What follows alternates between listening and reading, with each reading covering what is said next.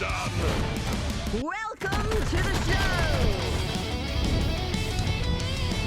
Welcome, everybody. Thank you for joining us for BattleRekt live from the NGE studios here in Burbank, California for our inaugural NA tournament of BattleRekt. We had EU earlier today. It was awesome. Really good games. Hope we get some of the same today. My name is Gex. Alongside me, Findable Carpet, and we are sure excited to be here. Carpet, for the people that weren't around earlier today during the stream, can you go over for us what BattleRekt is about? Yeah, so I explained this a little earlier, but I know we probably have a lot of new people watching our stream today. We're in a different time zone now, technically. That's right. So BattleRekt is a tournament that we'll be putting on for you for the course of quite a lot of time, hopefully. For the rest of this month, we're essentially going to be giving you a lot of one-shot tournaments every Tuesday and Friday, alternating between 2v2s and 3v3 settings. And every single tournament is going to have its own individual prize pool, its own individual prizes. And essentially what we want to do is we want to try different iterations of unique rule sets, things that we think would be great for the viewers and the players. And what we really want to harp on is that we want feedback. We want it from you. We want it from the viewers. We want it from the players. If you have anything you want to say, anything you want to talk about, what you don't like, what you do like, which one of us is your favorite, by all means, feel free to let us know either in Twitch chat, on Twitter, wherever you think you can find us. And we want to give you guys a fantastic experience. That's right, we certainly do. And if you do want to give us any of your feedback, you can do that through Reddit, you can do it through Discord, and even on Twitter as well, through our personal Twitters, or you can follow our official BattleRekt Twitter at BattleRekt, as you can see on the screen right there. So have all those various outlets. Let us know what you're thinking. Now, as for today, Carpet was saying, we have the 2v2, 3v3s. Today is the 2v2, so we'll go over that briefly. Basically, single elimination, best of 9 rounds. Teams ban maps one by one until they get down to just one remaining map, except for the grand finals, where teams will band down into a pool of 3 maps, and then from there, teams will pick in what order they go in through a process. The winner of that then decides our grand finals, of course, or who wins the prize for our grand finals. The prize indeed today, some cold hard cash going on with these players today. First place is going to go home with $200 split between the two of them. Second place is going to be $100, and any team that makes it into this Final 8, which is everyone you're going to see today, we're going to cover all the quarters, semis, and the grand finals. Everyone goes home with a special mount. That's right, the demonic steed, the one I still don't have, and I said it earlier today, I'm still sad about it. One day, maybe after today's hard work, we'll get one. Maybe someone will donate you one. Maybe one of the players that already has one is somebody feel pity on you. Guys, help me out here. Come on, help for me, man. So, anyway. Also, guys, if any of this has intrigued you and you saw it earlier today, it looked fun, you can sign up and play yourself. Go ahead on over to BattleRekt.com. You can sign up there, we have 3v3 tournaments coming up this Friday as well, and then 2v2s next week, so you can get in on the action and get in on this fun for sure. So we got some good matches coming up. We are into our round of 8 now, our quarterfinals, and let's go ahead and take a look at what we have as far as the bracket goes. These guys have been going all day, and this is what we are left with. How are we looking? So I was pretty happy with the names of the EU teams earlier, and it looks like we have some great ones here. Dream Crushers and the Mighty Morphing Flower Rangers will be going up against each other in the very first round. Some of you may know Fish Wild Love Boats with Niwa. Finlev and Niwa. Yep. A couple of players that are big streamers. People know them pretty well. Other teams, we'll go over the rosters kind of as we go over them, because if I tell you all now, you're probably going to forget anyways. There's a lot of names. So as we get to the names, I will go over the rosters. So this first game will be the Dream Crushers and the Mighty Morphin Flower Rangers. On Dream Crushers, we have Averse and Stro. With the Mighty Morphin Flower Rangers, we have Nara Kaiden and the Mighty Fine Goat. That's right. It's shaping up to be a good one. This will be our first match of our quarterfinals. Obviously, 3 more after this, and it looks like all teams are just about ready to go, so we should be heading into game here shortly. They're going through their hero picks and whatnot, and still can't say anything. I know, I want to. So essentially, we're not going to show map picks just to keep tournament integrity. We want to make sure that nobody does try and cheat and stream snipe. So until we get a better system, which we're definitely going to be working on, as I said, by all means, and let us know if you have any ideas, any feedback, something you'd like to see. Absolutely. Let us know, but we're going to try and work on that. But for now, we get to watch what they're doing, and you guys just have to sit and wait. Yep, you have to let the anticipation, and these guys are going through a few different iterations here. This is fun, and they're heading into game right now. We got the teams picked. So we are going live here. BattleRekt NA 2v2 number 1, our first match of the quarterfinals, just about to head in right now. So again, it is Stro and Averse against Nara Kaiden and Mighty Mighty, Mighty Fine Goat. Mighty Fine And Goat. his name got cut off by the UI there. It's like we have the Halloween Patch Kids with Jamong and Rakan going against a Jamong Uldur combo. What do you what kind of strikes you about these first? Well, I mean Uldur's pretty frustrating to deal with, but as we know, once Jamong and Rakan came out, the amount of sustain they have, the amount of hard CC they have, we see Rakan just doing some 360s there, just to tease, but right before he enters the field. And now you see Averse just sitting here. Ooh, takes a snipe. Actually, one of the right clicks from his other Jumong friend here as they battle it out. Orb is up in the middle. Blue is going to secure for now the Dream Crushers, and a Rakan will just fly right in onto them, though the R coming out from Averse is going to make him have to dash out. Took a lot of burst damage, so now mounting up, and he will rotate himself around. Stro down bottom, fighting off against Narakaiden, who gets that Seeker's Mark and the end cap. They're still just going and going now as they rotate back into the middle to try and secure that center orb. We do have a pretty good health advantage for the Dream Crusher. Rakan took a lot of unnecessary damage. That rain of arrows, 35 damage over a relatively short period, but over a 2.5-second period of time, and it also snares you for 30. It looks like, oh, Jamong's going to stand in that for just a bit too long. They're going to knock out both Rakan and Jamong in a matter of seconds. Now we have Dream Crushers going up 1-0 as we take a look at stats from last round as well. But those Jumong picks still very strong, it seems. In the middle, we didn't see it too much earlier in the EU games. We saw no Jumong actually in our top 8. Not a popular pick on the EU side, but we now see 2 different teams here in the top 8 starting off with them. But again, so far the same build, going the Heat Seeker BattleRekt, where Black Arrow inflicts a bleed that deals 6 damage and heals you for 12 over 4 seconds, keeping a bit of that sustain. Especially, I would expect the one with Rakan would definitely need a bit more sustain. He does not have a support.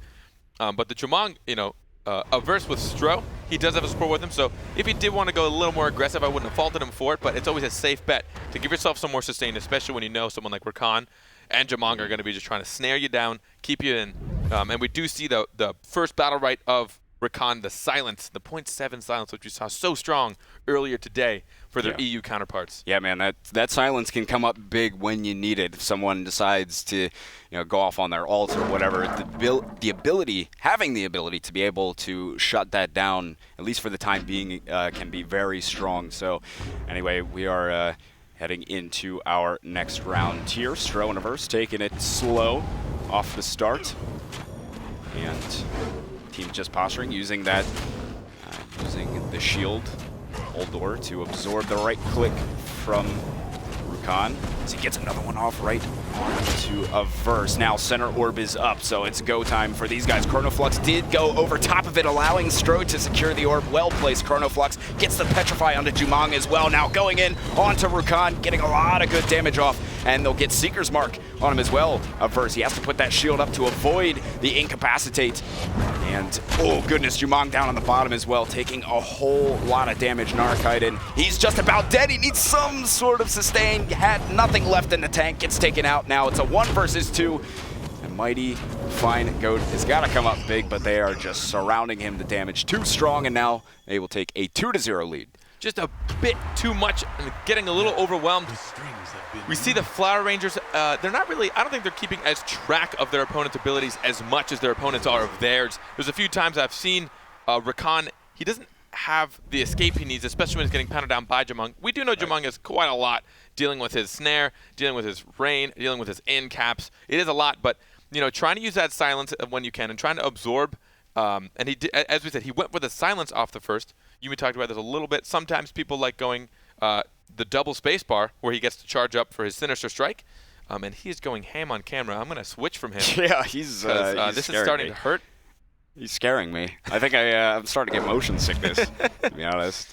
But dear Lord, take a look at Stro though. His numbers from last round were just huge. He was a massive factor for the Dream Crushers in securing that. So now they take a 2-0 lead. Stro getting pulled in by Rakan right away and silenced. They'll have to back out and take some heals, and Averse just getting those left clicks out all day, just poking away slow but sure. Orb is about to be up right now as Narakaiden moves forward to try and distract a bit while, or excuse me, Mighty Fine Goat move forward while Narakaiden was trying to secure that orb, and he's taking quite a bit of damage, going to have to back off here. Does get a nice right click off for some of that damage. Big health advantage, though, for Dream Crushers. It's easy to forget about that old orb, but he just keeps chunking the damage from their max health. He just keeps landing those left mouse buttons, getting that projectile. It deals 10 damage initially, and then after 3.5 seconds, it triggers for 12 more damage. So he just leaves that Sansa time on him.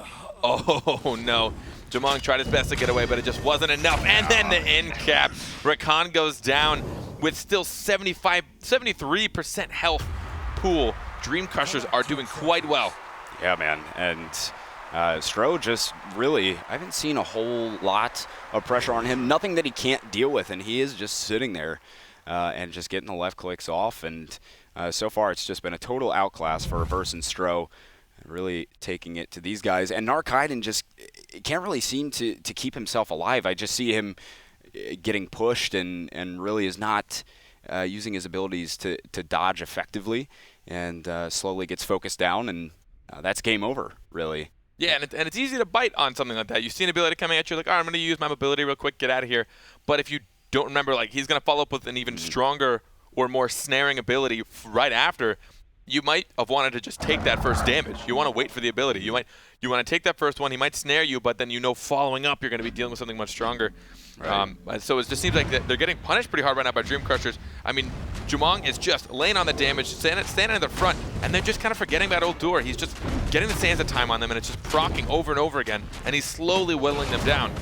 And this time, you got Mighty Fine Goat trying to get in onto Stro, and he is giving him a good bit of pressure here. He's going to need some help, but actually, Narakaiden goes down. So once again, Mighty Fine Goat put into a 1 versus 2 situation, gets the end cap off, is trying to do everything again to stay alive, but they are just pouncing on him. Not a chance in the world, now taking a 4-0 lead. That is the third time Rakan has pulled in Jamong, and he just immediately goes immaterial right away. And the Rakan will actually waste his weapon charge trying to swing at him, trying to bait that out. Pull him in. You know he's going to try and escape. You know he has it up. He hasn't seen him in a while. He knew he probably wasn't on cooldown. As soon as you pull him in, wait a second, let him bait it. He might get that end cap on you, or maybe try and escape. Use your R to try and get away. But he has so far fallen for that, and it removes his charge. That is a huge part of the damage that Rakan can put out, is being able to get that silence on someone. Now, moving forward, using his consume already, so he needs to be careful. He's just getting pounded right now by Stro with left clicks all day. And have to be careful not to take too much of the damage there. Great stuff from Averse, being able to dodge the left clicks and silence, and the R coming out as well from Averse. And he's got a good opportunity here to actually hunt down Mighty Fine Goat, and he just used his consume, and now will be able to get the end cap. Should be able to, indeed. Focus fire raining through, and he is in quite a bit of trouble. Tournament life on the line for Mighty Morphin Flower Rangers, as they just can't seem to get any traction yet in this game. The amount of Chrono Fluxes I've seen from that Old Door is kind of insane.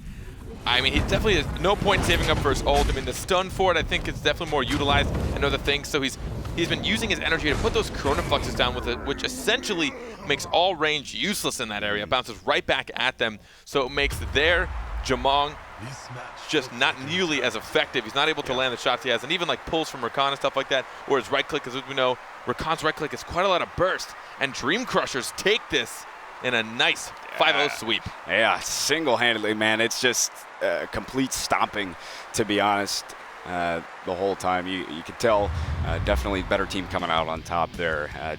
But anyway, yes, they will move on, and we have our producer talking in our ear. Okay, so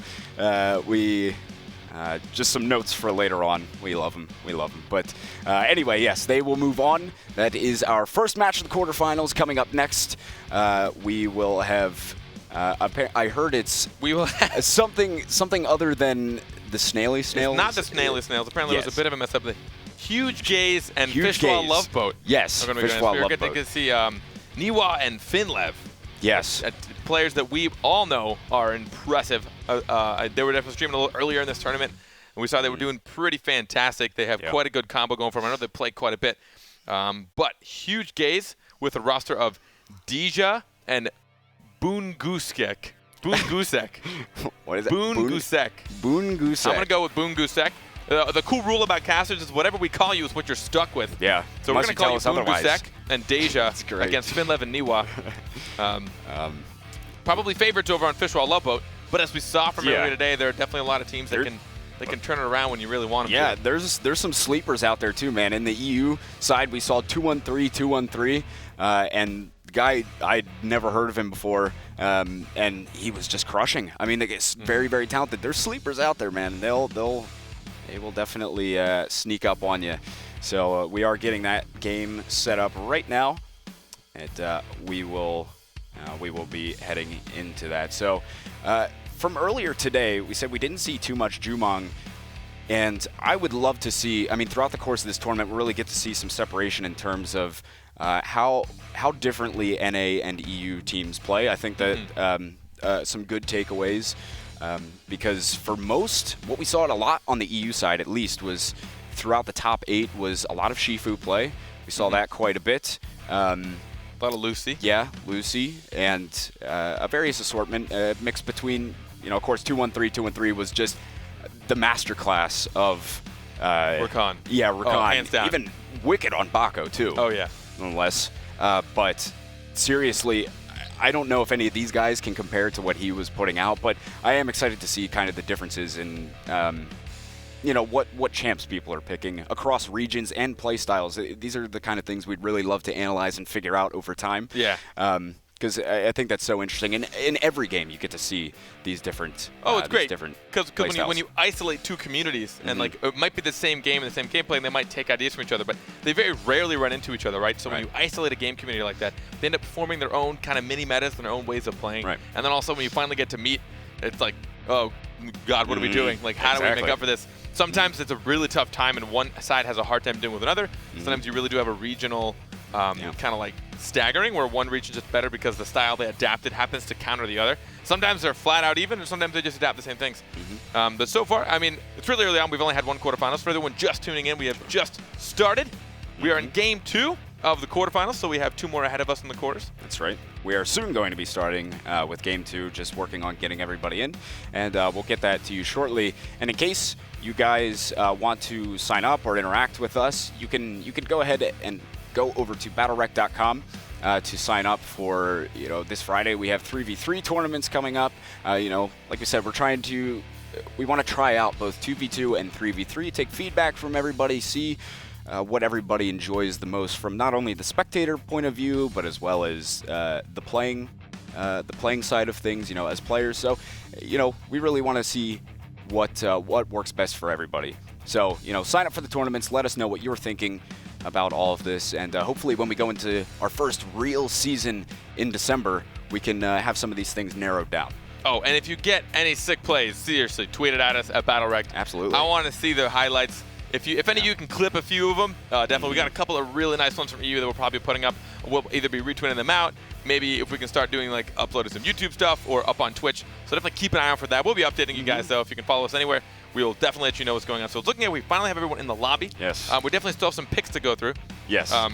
Yeah, we'll be getting there. So it's again, Deja, and Deja. I mean, Deja? it's D-E-G-A, Deja, so I'm going to go with Deja from Deja Vu. Yeah. The well-known term. Yeah, the well-known term. Apparently, I don't. I don't know how to pronounce it anyway. So Deja and Boongusek. Boongusek. Make it sound a little, Boongusek. Boongusek. Yeah, I gotta add that like inflection on it. We have to call him by his full name every time we refer to him. No, absolutely. No matter what's happening. Even in the thick of battle. Yeah. Next time he's MVP, we're just going to shout out Boongusek. But while we have a little bit of time, I want to talk a little bit about the team comps we just saw. So we saw Jumong and Rakan against Jumong and Uldur.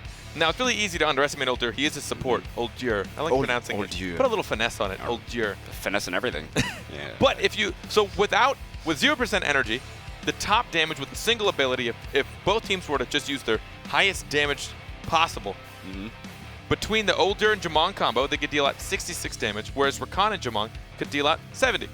not much of a difference when you're dealing with that. So without energy, that's why we saw so much damage getting dealt out. It's easy to forget about Oldur, but his left click alone, if you let the Sands of Time go off, it is nasty. And really, you would have had to use an iframe to get away from it, and it's kind of unnecessary to use an entire iframe, put an entire ability on cooldown for what, 12 damage? Right. But if it happens over and over and over again, now that's when you're going to start to pay. And that's what we saw a good bit in the early stages of last game. It's really about trying to avoid just those left clicks altogether, obviously. And as you were saying, those Sands of Time will just crush you over time, man.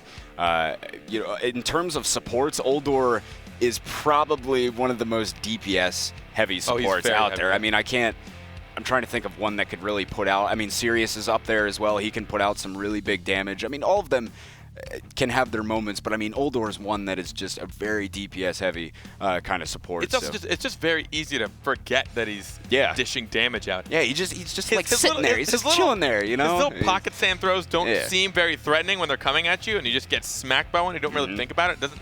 You know, it's not as terrifying as like now with Esmo's animation. Like, that's scary. You see those weird fire lightning bolts coming at you, it's very obvious you're in danger. But with these weird little pocket sand flings at you, it's just easy to forget. And then all of a sudden you realize, like, oh crap, I just lost 40 health. They'll catch up on you. You know, you gotta be aware of it, man. Oldur's no one to mess with. That guy, he eats the Sands of Time, as he says. So I mean, he's a crazy mofo. You can't mess with that dude. But it's looking like we have our team comps. We have Paloma and Sirius, the double support on one side, with Deja and Bungusek. Against a comp we've seen quite a bit. Lucy and Bako. Support that Bako. Let him go up with his shield. Lucy, just get them panics off. Good get them prediction. heals off. Good prediction from Bungusek on the placement of the Petrify, and now he's going to try and jump in onto Niwa. Has to get other-sided by Deja. That's going to be down for them now. A lot less survivability. Does get petrified yet again, Finlev. So now the orb is up, and Blue is going to be able to secure that, and there's going to be a Bako all charging Sirius into the wall. He's taking so much damage. Finlev just left-clicking all day long on him, and the jump as well, avoiding the Petrify nonetheless. And here comes the ultimate from Niwa as well, using the Q to pop him right back into the ultimate. Keeping him in. Nothing he could do, and here comes Finlev jumping in onto Paloma, trying to dish out that damage. He had the other side, and now using her ultimate, still, there's no chance. And that will put them up at a 1-0 lead. 88% health pool. Looking like they dominated that round pretty well. Fishwell Loveboat comes more than on top at the end of that round.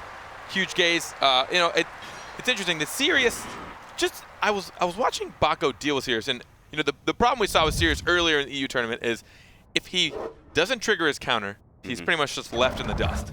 He'll use his space to go in, sometimes he'll use his counter to get back out. Sometimes he'll try and do an opposite way where he'll go in, if he doesn't get his counter, he'll use his space. But it does remove a lot of his mobility once he doesn't counter. And Bako was just wailing on him, and then he just turned around and walked away. And as he was walking, I watched Sirius counter in anticipation. Like, he just knew. Yep. Finlev just knew, oh, it's probably off cooldown, he's going to counter because he's not really paying attention. And then he did, and he wasted it, and they were able to just start wailing on Paloma.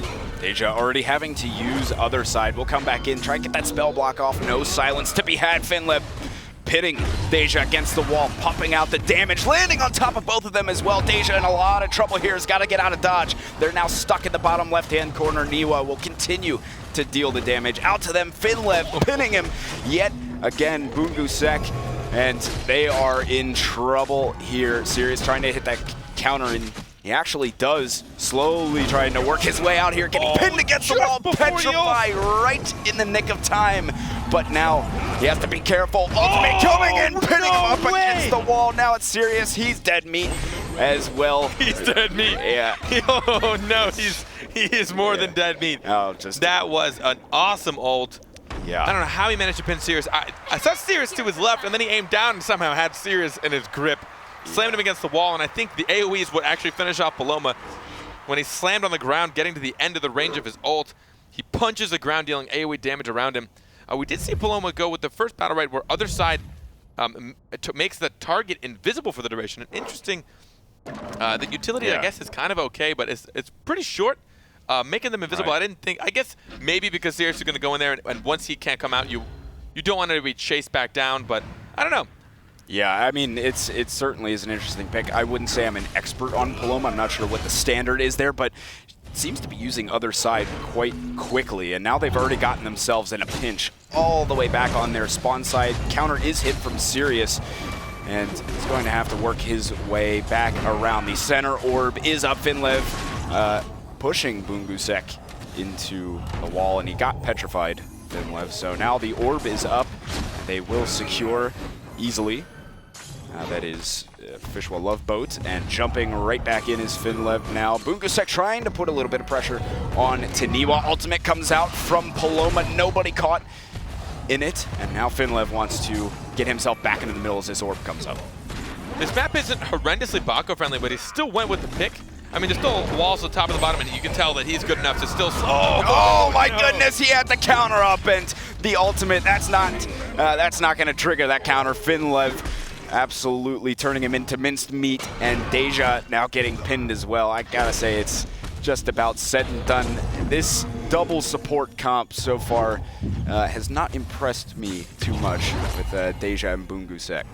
I mean, Sirius, as we mentioned earlier, really can dish out quite a lot of damage, but he's not building damage. In the round 3 BattleRekt, I'd assume he would go where the Crescent Strike actually gets increased damage, but instead he went where it weakens for an extra second, which is probably smart to do when you're having a tough time dealing with a team. It keeps that weaken longer. They deal half damage for an extra entire second. But with the team they're going against, they're utilizing their abilities so well. Even when they only are dealing half damage, they're still keeping up the pressure enough to where we see Bungusek and Deja still trying to retreat. They're not keeping center control very often.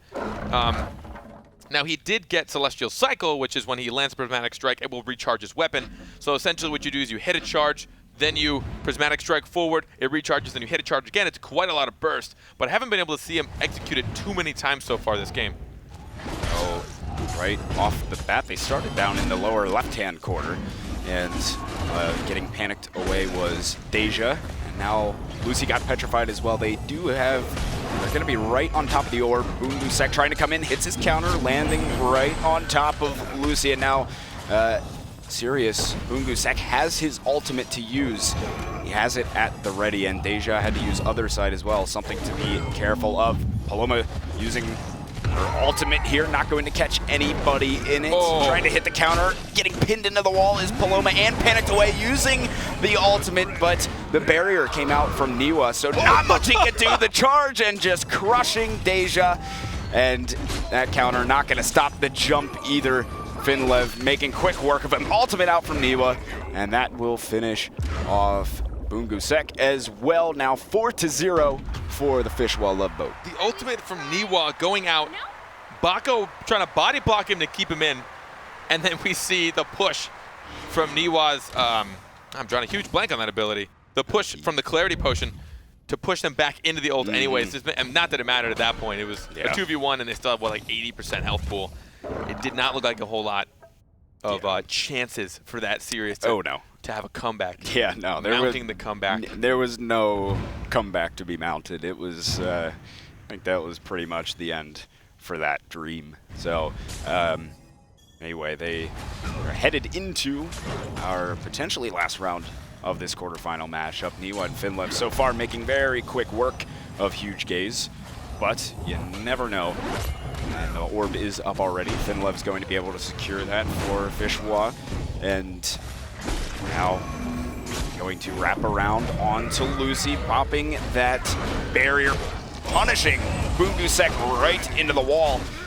And just continuing to pump out the damage. And now they does have ultimate whipping on it though. Sadly, just couldn't quite connect. Sirius though in a lot of dangers. Gotta be careful. Finlev securing the center orb for his team as well. Gets panicked away. Sirius very, very hurt. Has his counter up, but he's caught right in the thick of things. Finlev trying to finish him off. Gets other-sided in just the last second. Trying to wrap around to meet up with Paloma if he can, but he's in dire straits at the moment. Getting a good petrify off though. Paloma getting charged and jumped on top of using her ultimate just in time to keep herself alive, but still they're in dire straits. Bungusek getting pinned here as well. Hits the counter just at the last second to keep himself alive. Finally going down. Now it is just Deja 1 versus 2. I think this now may finally be the end.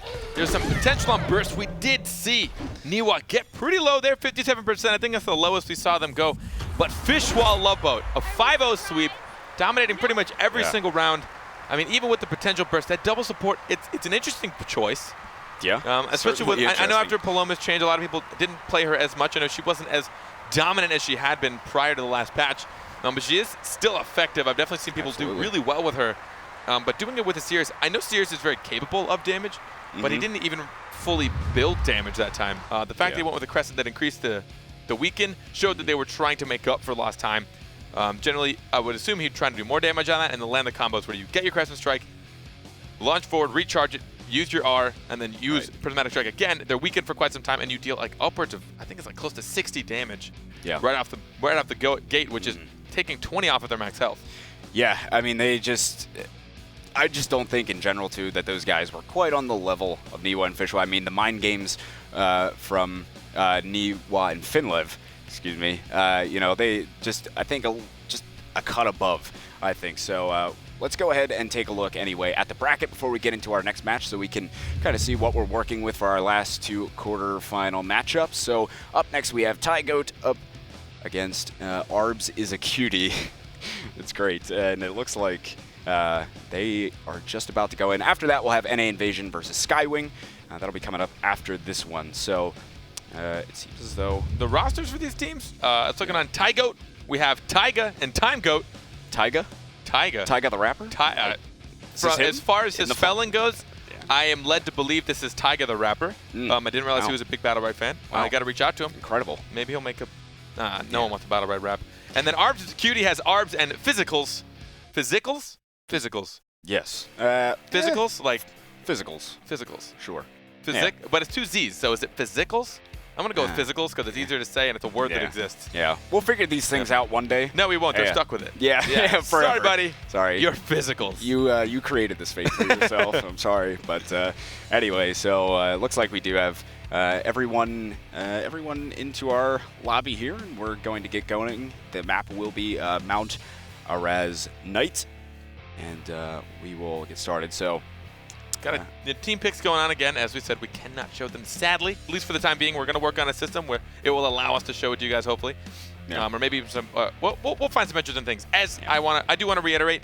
As weeks go by, I want you guys to understand we're going to be changing things from week to week. We might like make a little announcement like, hey, this week this is going to be different. We're going to change the format. We might change the way they deal with champions. We might change the way they deal with maps. All sorts of things. We're brainstorming. We're taking feedback from the players in the tournament. We're taking feedback from you guys, and we want to try and find the best possible system we can, because come December we're going to give you more of a long-term structured season, I guess. Season play is a good way to describe that. And we're going to essentially use all the iterations we have, find the most, streamline it into what we think is the most efficient for the viewers, especially. We want to keep it entertaining for you guys. Absolutely. And then especially for the players, though, because again, they're the ones that are playing, giving you the entertainment. Yeah, you know, we gotta please the players as well with format and things like that. Make sure everybody's happy in this equation. That's the end goal, right? So definitely send us your feedback, and you can do that through, again, all the various outlets, but as well as Twitter. You can tweet at us at BattleRekt, as well as our own personal Twitters as well. So feel free to do that. We'd love to have a chat with you throughout the next few weeks as we figure things out. Going through a tough time, you know? Yeah. Crack open a bottle of scotch. Come, let's chat. Let's have a chat. Let's chat. We're, we are casters, but we also read articles online about psychology. And believe you me, we can help you out. Oh, yeah. We got you. All right, well, all that aside, we are in game, ready to start our 3rd quarterfinal matchup here. And another Jamong. Taiga is apparently a fan of the Jamong. Yeah. We like a Jamong Uldur combo. Yeah, two familiar comps here. With El Baco Lucy combo. So look at that. 2 that we have seen thus far. And we're going to head straight in here. So Charge coming out already, doing some good damage to Taiga. And Physicals still keeping that pressure onto Taiga over and over. He will receive the barrier and continue to just hunt down Taiga, man. He can't catch a break. Meanwhile, Uldur's trying to put some pressure onto the Lucy up top. Center Orb is out, and the Chrono Flux was able to help Timegoat secure that one. But man, Taiga cannot catch a break. He is pretty low on health here. I'm sure would like. This is the most satisfying sound in this game. Just getting chunked by that lantern into the petrify. It's just loudly. Gotta love it, man. And now Physicals just keeping the pressure down. Orb is back up though. Arbs might want a little bit of help in the middle. The charge comes through from Physicals, though, finally finishing off Taiga, and it's all up to Time Goat to make the big old clutch. He does get the Petrify off, but he's going to have to deal with a very angry Bako here in just a second. Teleporting to the other side, has a whole lot of hellfire raining down on him, and that will secure his fate. So a 1-0 lead right off the start here for Arbs. We've seen this before. We saw last time the panic into the lethal injection combo. Yep. Panic is about 12 damage. Lethal injection, I believe it's, I don't want to say the wrong number. I thought I had it. Yeah, 24 over 24. A series of time. After 2 seconds, it explodes for 24 damage. Man, I had it. I should have just had confidence. Have Come on, confidence man. in yourself, Carpet. Come on, do it. God, just believe in yourself.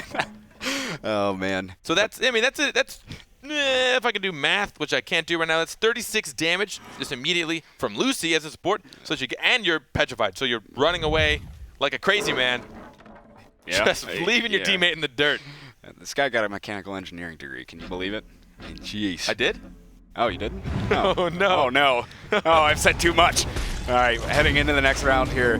Right away, Physicals trying to get onto Taiga again. It seemed as though he had no answer to it at all. Time Goat just pumping left clicks into Physicals now, using Bulwark, and they want to try and get back in as this orb comes up. Time Goat putting up that Chrono Flux, landing on top of it. I think he secured it with that jump.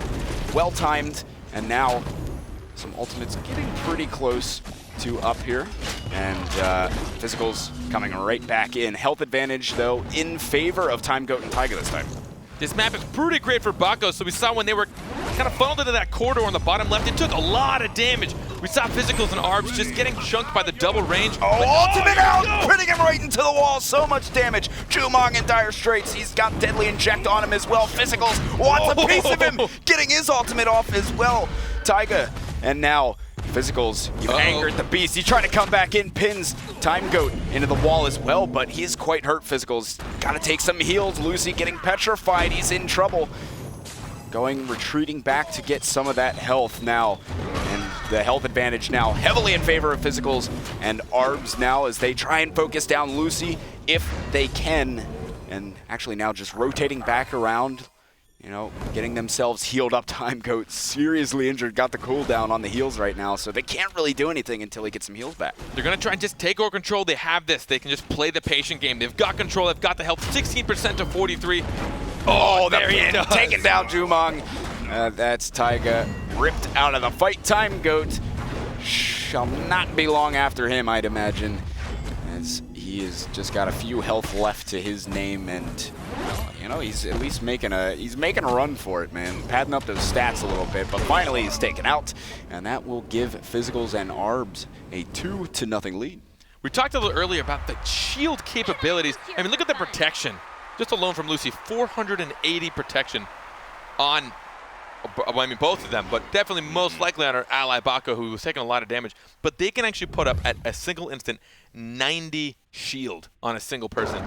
Between her barrier, which is 50, and his war shout, which is 40 shield. I mean, you can pretty much deal with almost any burst a two-champion combo can deal with you. Yeah, absolutely. It got a lot of good. It's most people's entire ult, if not more so. Now jumping in right away is Physicals. He'll keep that pressure on. Took some good damage, so have to regroup here. He's going to charge in, gets the stun onto Time Goat. And just playing it slow as this orb comes up. Health just about even. And now Physicals jumping back in, using Bulwark, not finding anything. With that, Petrify is out onto Arbs. May have to run for safety here shortly, but continuously pinned into the wall here. Taiga just being had by Physicals. And he's got the ultimate, taking Taiga all the way back, dealing the damage. And Time Goat desperately attempting to heal his teammate and getting out just in the nick of time. I think Arbs was hit by... Arbs was hit by the Jumong ult. Yeah, hit by the ult, and Arbs will secure the center orb, though. He did have Petrify on, so it did take some damage off of it. Petrify does give you a 20 damage shield, so even at the full damage of his ult, I mean, we're talking that would have been 60 minus 20. It would only would have been 40 damage still, and she can easily heal that back up. Oh, Lucy using the ultimate. So much damage onto Jumong, being taken out of the fight. Taiga's down. It is just Time Goat yet again. Things looking pretty rough for your man here as he gets pinned in yet again. Oldor being taken out, and that is 3-0. Arbs is a QT rolling with this game right now. In round 2, when they were stuck to the corridor, I mean, there's not a lot of poke from Arbs as a cutie. I just think Physicals is happy that we're calling his friend a cutie. He's probably just doing that. What could be his girlfriend? Maybe. Or his boyfriend. You Doesn't never really know. matter. I mean, honestly, who am I to judge? Exactly. But, I mean, when they were stuck in that corridor, they took a lot of poke damage. I mean, this poke damage alone, as we said, Oldur is the kind of guy you can easily just kind of forget that he's chunking you down because it is a damage explosion after like 2.5 seconds. It's kind of long. So you take the 12 damage, you're like, oh, I'm kind of fine. And then you're like, oh, no. There's another 12 damage out the window. So it's 22 damage total that a single left click can do on you. But it doesn't happen right away. And then, you know, we've already seen what Jamon can do. Jamon can put out some serious damage. Yeah. So they got poked pretty well when they were in the corner, but once they get to the middle, they give Bako his walls, they give him the stuns that he can nail. He's landing those combos and getting that burst, while Lucy gives him shields and heals him up. So now Bako going in hard for Jumong. That's really been the story of this. He's loved just chasing Taiga down all game long. He's loving to take that challenge. And now coming in, I'm actually not sure who exactly secured that orb, but regardless, Time Goat getting the Petrify off onto Lucy. Now being able to get some damage off onto Physicals, chunk him down a bit more while the heals are out of the fight, but still health advantage leaning on the side of Arbs as a cutie. Now, Time Bender has been used, and Jumong will be petrified. Orb is up this time. Arbs is cutie, securing, and now jumping right back in. He wants more of this Jumong. That's what he's been taking all game long, using his buff though, getting himself out just so he doesn't take all that Sansa time damage. Now re-engaging slowly. Center orb is up. Bako getting end-capped and nonetheless securing the orb. Now he has his ultimate up. This is go time for him. Time to shine. Will jump, get the snare using Bulwark, and now using ultimate, taking Jumong all the way into the back. Oh, so close. He's hanging on by the skin of his teeth. The right click will finish him off. Charging Taiga as well, trying to jump right on top of him. And, well, he will go for he's going to use his ultimate. Taiga got some good damage off, gets the end cap as well, but there's just not enough sustain to stay in the fight now. 4-0 for Arbs as a cutie. Rolling with it. One more round and they take this match. Bako slammed Oldur against the wall, and then when it looked like he wanted to get that burst and finish him off by ulting him, he turns and ult Oldur, knocking him down to about, look like 12 to 15 health, bringing him just barely hanging alive by a thread, able to bring them both down. Jamon goes down, and they just hound down on Oldur. I like that Oldur is getting his Petrify out once in a while, but I don't think he's doing it enough, potentially, only because of the kind of overwhelming pressure they've been dealing with these guys. So you can keep that Lucy out and maybe hone down that Bako, you know, use all your CC. Once his Bulwark is down, you can just lock him down and, you know, and keep dealing damage with your in-caps and with, you know, with the bear trap. Yep, the old bear trap. That'll definitely give you some room, set up some good combos as well. Physicals, though, getting ready to charge him for this orb. Chronoflux is out to help his team secure this center orb.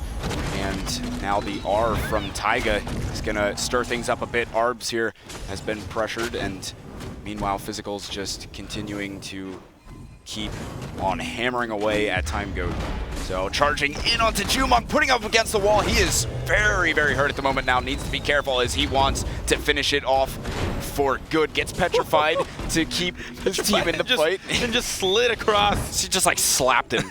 Slapped him so hard, just right into the wall. Now ultimate is up though for Time Goat, and Physicals is going to have his as well. Need to be careful. Gets petrified. And here comes the ultimate. There goes one. That'll be Time Goat out of it. Bako continuing to hammer away here. Taiga should be going down, trying for the 360s, at least do something cool at the end here, but that looks like it's about it. 5-0 sweep again, man. Well, it looked like some landslides here, but still some skilled BattleRekt. Absolutely.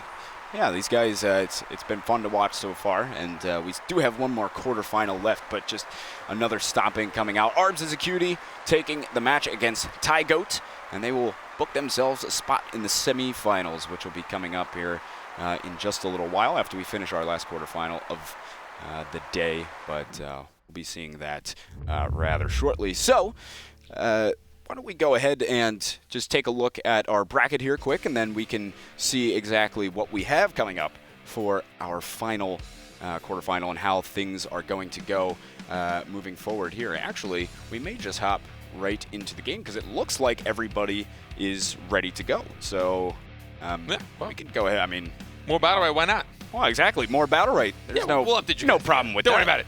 Yeah. We update you guys. We already told you what it is. It's not a big deal. Yeah. But we are in our last quarterfinal, though. This is the 4th quarterfinal game of the day. Just so you guys know, we have we had how many teams signed up? Do you remember? Oh, yeah. Ooh. Yeah, you see what I'm seeing. Yeah, I see what you're seeing. This is going to be fun. Oh, yeah. But anyway, sorry. Go ahead. What about 60-ish teams, I think? Yeah, 64 on the dot, actually. 64 teams on the dot started today. We started broadcasting at the top 8. We want to give you guys some really fun, interesting games. So just so you guys know, these guys have been playing for a few hours today. I think it started around 6 p.m. Pacific. Yep. And whatever time it is now Pacific is how long it's been going on. Yeah. They pretty much got to round of 8 as soon as we started broadcasting. EU had a little bit of a wait, but it worked out good. But yeah, so looks like we are headed into game right now, and this is one I'm excited for right here. I've been waiting to see this all day. A little bit of Esmo. A little bit of Elmo. Yeah, a little Elmo for you. This is one I have yet to see, it used in, at least myself, in the competitive play in a tournament. So I'm quite excited to see how he works out in the meta. But as far as team comps go, as you can see, we do have, of course, you can see we do have Esmo and Pearl up against Lucy and Rukan. So good, interesting comps here. I've been loving the Rukan play. And Lucy, even though they did bring her down a little bit in a nerf, she's still a very popular pick among supports. Yeah, I think it was more of like an alteration. I guess, I don't think it was Slight more of a nerf. It wasn't, yeah, but they definitely did give her. I think it weakened her a bit per se, Yeah. but I think it was just more to make her a bit more well-rounded. Yeah. In the same. But we saw some insane Pearl plays earlier in EU. Let's see if NA Invasion can live up to the EU standards. Right, the NA Invasion trying to make a name here. As Jolt's gonna get that root onto Lucy right away. Now Rukan trying to charge in. Panicked away though is Jolt, but gets the stun off onto Skywin, getting silenced with that charge left click from the Rukan, and right click coming out is gonna hit Pearl right in the teeth. And now they will be fighting over the center orb here in just a second. Jolt gets pulled in, but immediately uses spacebar to get away. Rukan wants a little bit more though, as Esmo gets panicked. Now getting pulled right back in, gonna get silenced, yet Pearl just sitting there, giving the heals constantly. Nobody bit on that counter, but and now the ultimate from A-Wing as well, trying to put Esmo right in the middle of it, and also an ultimate out from Rukan. Couldn't quite get the pull, gets rooted, gets stunned up against the wall as well, continuing the pressure onto Pearl, who has to use that bubble shield to keep herself alive, and now just trying to regroup is NA Invasion on this backside. Oh, the pull from Rukan, then trying to burst it down with his right click. We've seen the kind of damage his right click can do.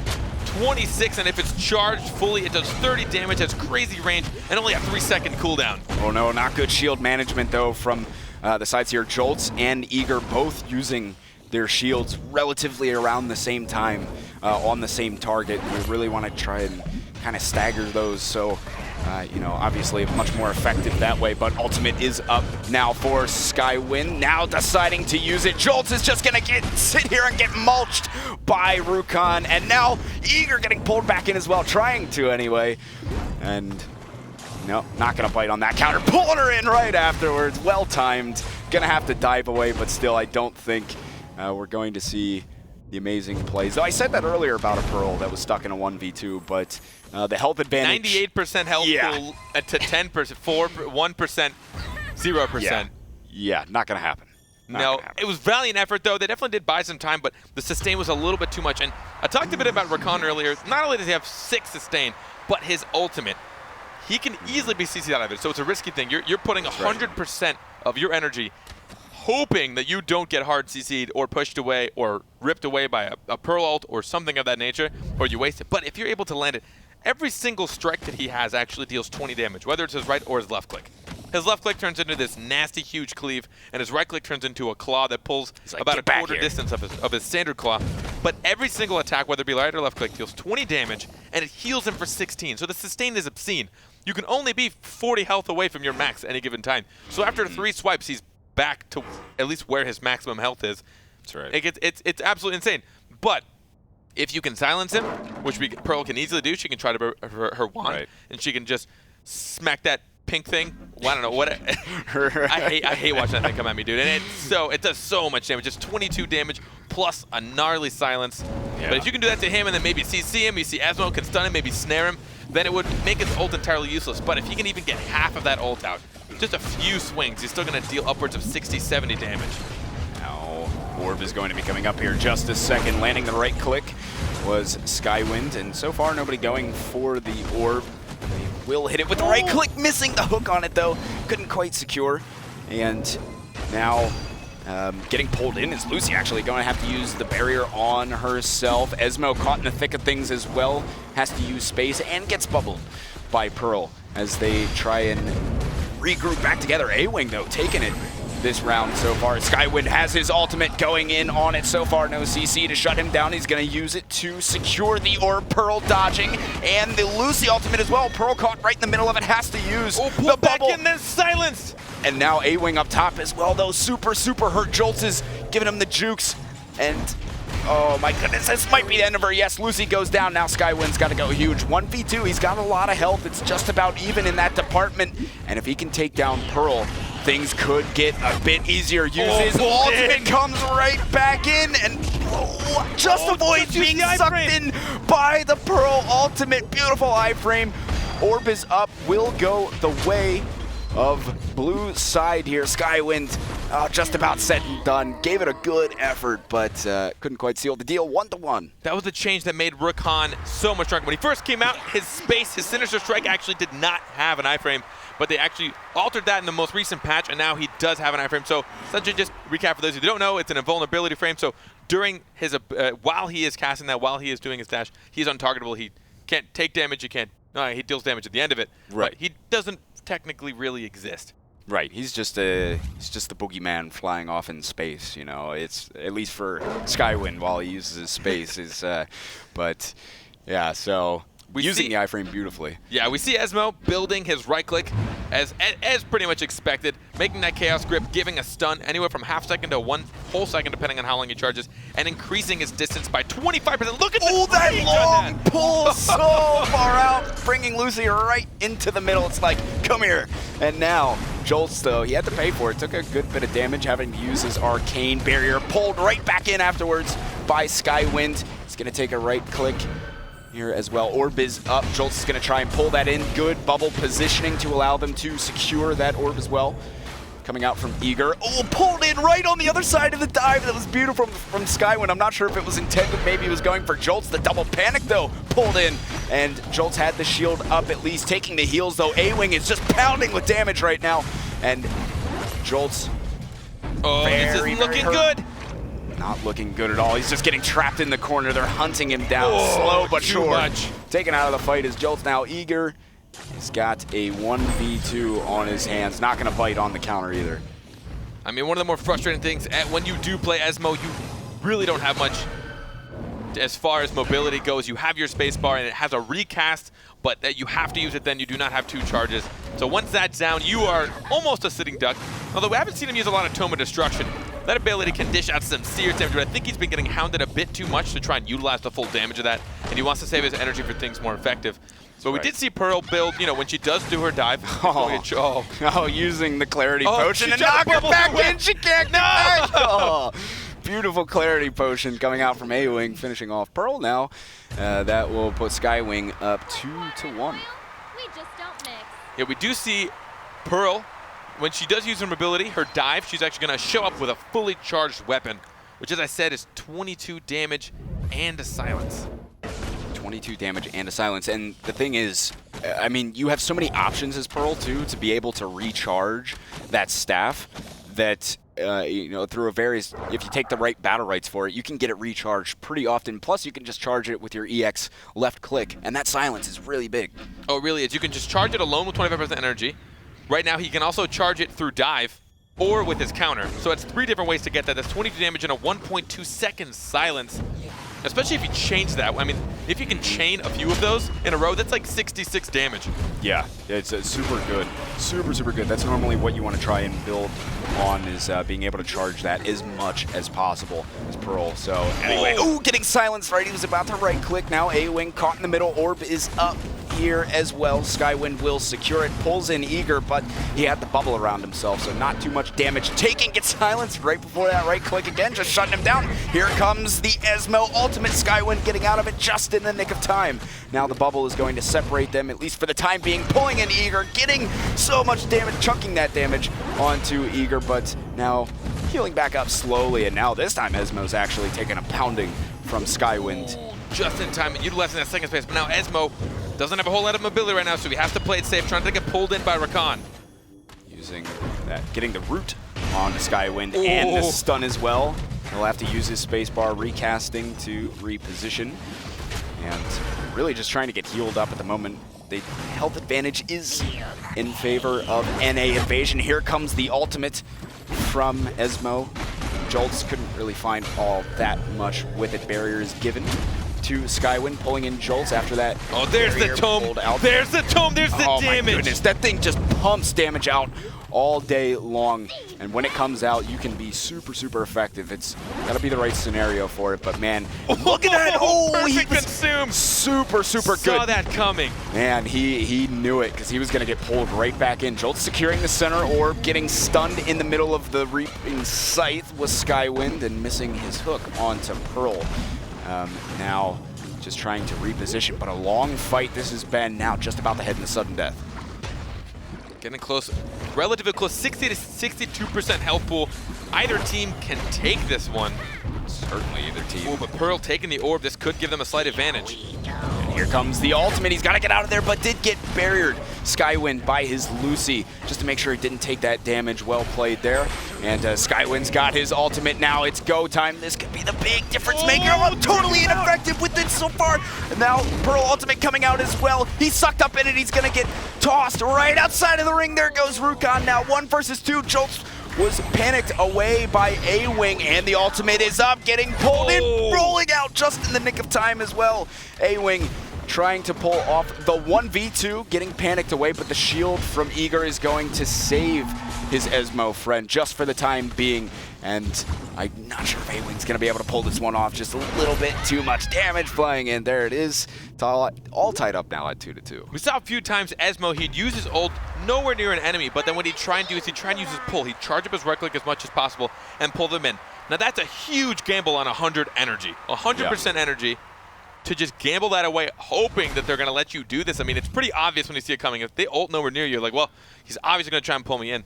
So the fact that he did that a few times, and I thought that was a bit of a risk. I think you can put your energy to better use. I haven't seen him use Siphon Life much.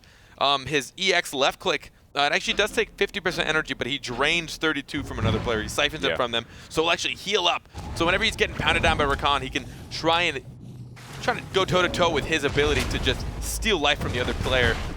Yeah, that's right. You know, keep the sustain up a little bit. Skywind just missing that right click as Pearl came out of dive.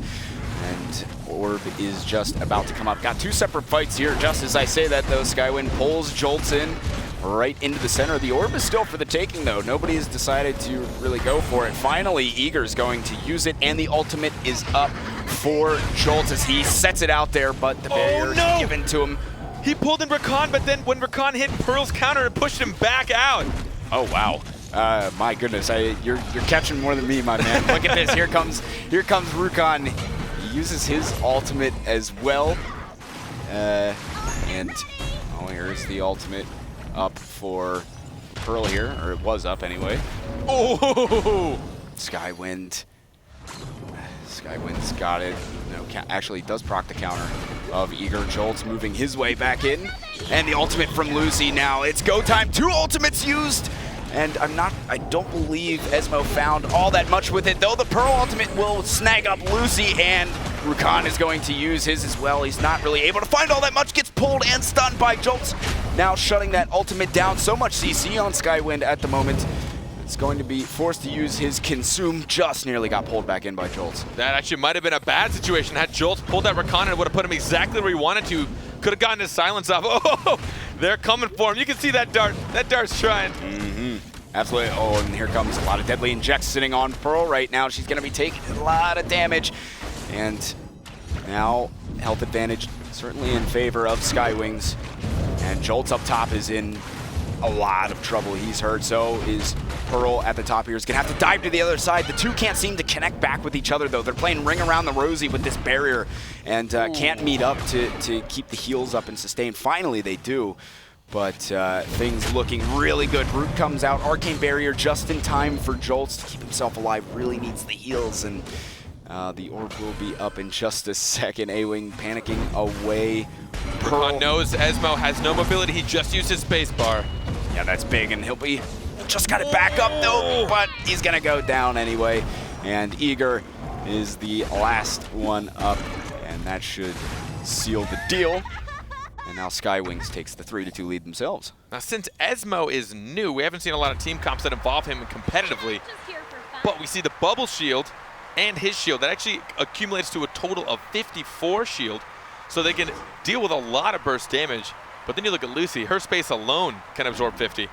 And if she builds it, which actually she hasn't much. I see a lot of Lucy's try and build the shield. But this Lucy's actually going for the higher on the heals, giving herself the swift roll and the revitalize. Essentially, she wants to land those right clicks on Jamong, give him more health, more sustain, and more damage. Absolutely, because he just likes to get right in there and apply the pressure. Lucy getting snared by Joltz's right click. He gets pulled in. Very well placed right click from Skywind, as Joltz now trying to wrap himself around and just dodge Skywind, kite him as best he can. Lucy getting pulled in, though, by the right click of Joltz. Forced destruction. That tome will just sit there and pound the damage all day long, man. The thing is so powerful. Joltz now getting pushed back, hits the root, is going to be able to pull in Lucy as well. Barrier is forced to be used, and now ultimate is up for Esmo, but here comes Lucy's ultimate at the same time. There's ultimates everywhere right now, and oh my goodness, Rukon using his as well. It's an ult fest. It's unreal. Look at this. He sucks him up in the middle of his ultimate, being silenced as he pops out, and Joltz Eager with, well, they're at a bit of a health disadvantage for the moment, but man, a slew of ultimates. That's exactly what I'm talking about. Rakan dedicating 100%, but then he got sucked in by Pearl's ult, essentially neutralizing his ult entirely by the time he came out. Oh my goodness, gonna hit one, I believe. It might have just hit the orb. I couldn't tell. Yeah, I think he got out in time. Esmo now suffering. Getting excited here, but oh, here comes the Tomb pounding Lucy. Luckily, she had that barrier up, but still, she's very hurt. Pearl finally finishes her off now. 1 versus 2 for Skywind. It's going to be tough, but Esmo is low. If he can try and get Esmo, we will see a Pearl Jamong 1v1, which is exactly what we saw earlier today in Europe. One of the best highlights I have seen in quite some time. Oh, it was crazy. That was definitely a pleasure to be able to see. Here comes the Tomb, uses Consume just to make sure that he can avoid some of that damage. Those shields, so many shields, man. He can't get the damage out. He just can't do it. And this time they were managing the shields pretty well. So yeah, they did one after the other. They didn't want to stack it because Rakan, he doesn't have enough. And without his ult, he has more sustained damage than he does burst. So you put one shield on, as soon as it gets low, put another. And that would have been a little bit too much for Rakan to come back.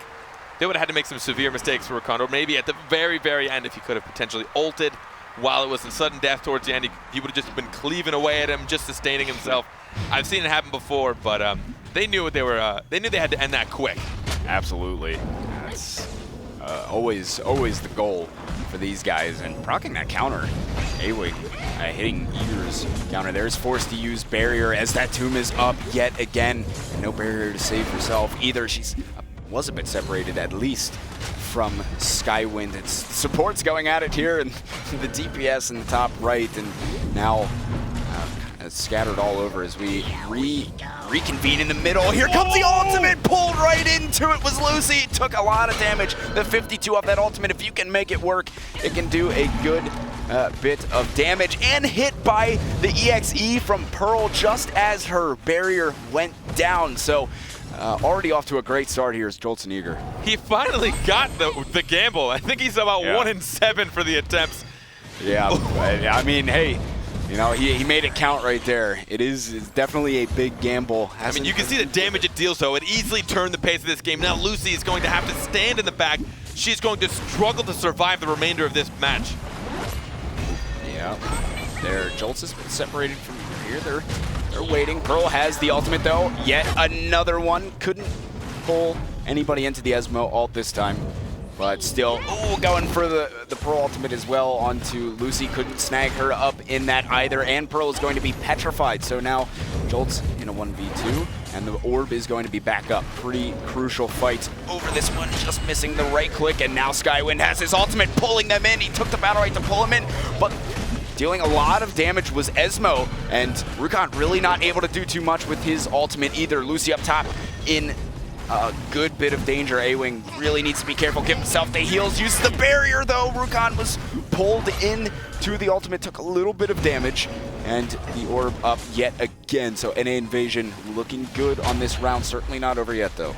Now, Esmo has gotten the Arcane Energy BattleRekt, which gives him an additional maximum of 25% energy, and every time he hits any of his left clicks, his auto attacks, he'll get an additional 1% bonus energy. So I think it's also why he's using his ult a little bit more freely, because he's going to be building energy pretty quickly, and he also has gone Life Leash, which heals anyone, including himself, near his ultimate for 10 health a second while he's charging. Here comes another ultimate out from Rukon as he's just pulling in Jolts. Jolts using his ultimate as well. Lucy goes down, the ultimate connects onto Skywind. Now he is so hurt. There's nothing he can do to get away. And that is going to put Jolts and Eager up 4-3 in this series. This series is as close as can be. That was really smart of Esmo to use his ult. For those of you that don't know, as soon as Rukon uses his ultimate, all of his abilities are no longer accessible. All he has is his left and right click, which have been altered to new abilities, but he does not have mobility, and he can't cancel out of it. So placing that underneath Rukon, it pulls him in. He didn't have the mobility. He knew it was going to last just a good bit longer, and he was able to dish out the damage. That's right, perfect. Perfect timing, the double panic out from A-Wing. And Jolts is going to pull A-Wing right into it. Is forced to use the barrier to keep herself alive, and now the center orb is up. Skywing bringing in Jolts, getting the silent strike off, and Jolts trying to wrap back around and deal a little bit of damage to A-Wing here. It's just a game of pulls with these guys. Both teams have the pull, and nobody yet really contesting the center orb. They're content to just go for damage, but now ultimate is up for A-Wing.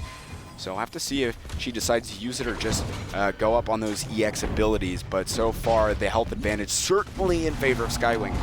Now, Esmo being a little too liberal with his spacebar. We just saw him use it, allowing, Lucy almost getting that ult, trying to hopefully nail him just in time, but he pulls the orb and Esmo takes control of it.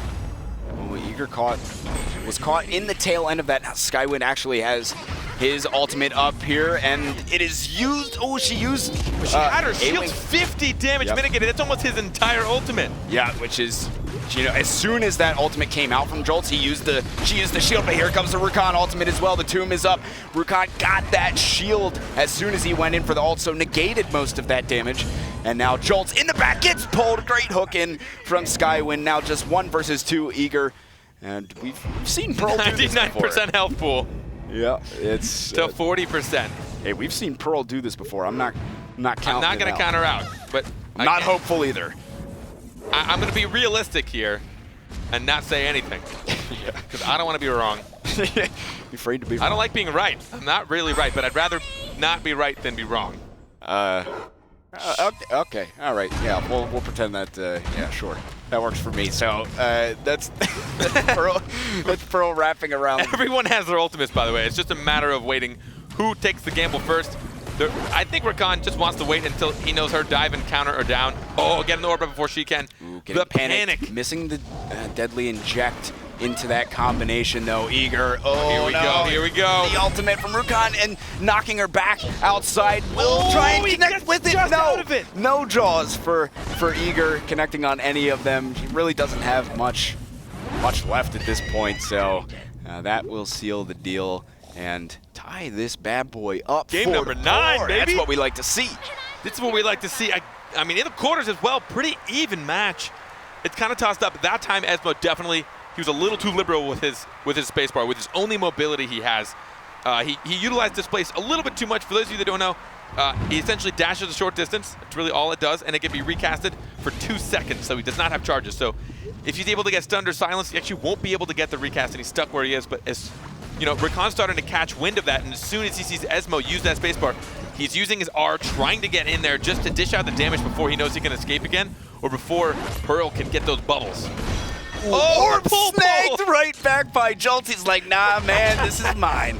Took that orb right out of his hands, and it'll allow them to secure. And Skywind getting pulled in by Jolts that time as well. And here comes, he's going to teleport right into the thick of things. So he's stuck in the middle of it, takes the full brunt of that ultimate, used all of his escapes. Skywind, I don't think he was ready for Jolts to have his ultimate quite that soon, and he took some of the damage for it as Skywind getting pulled right back in again.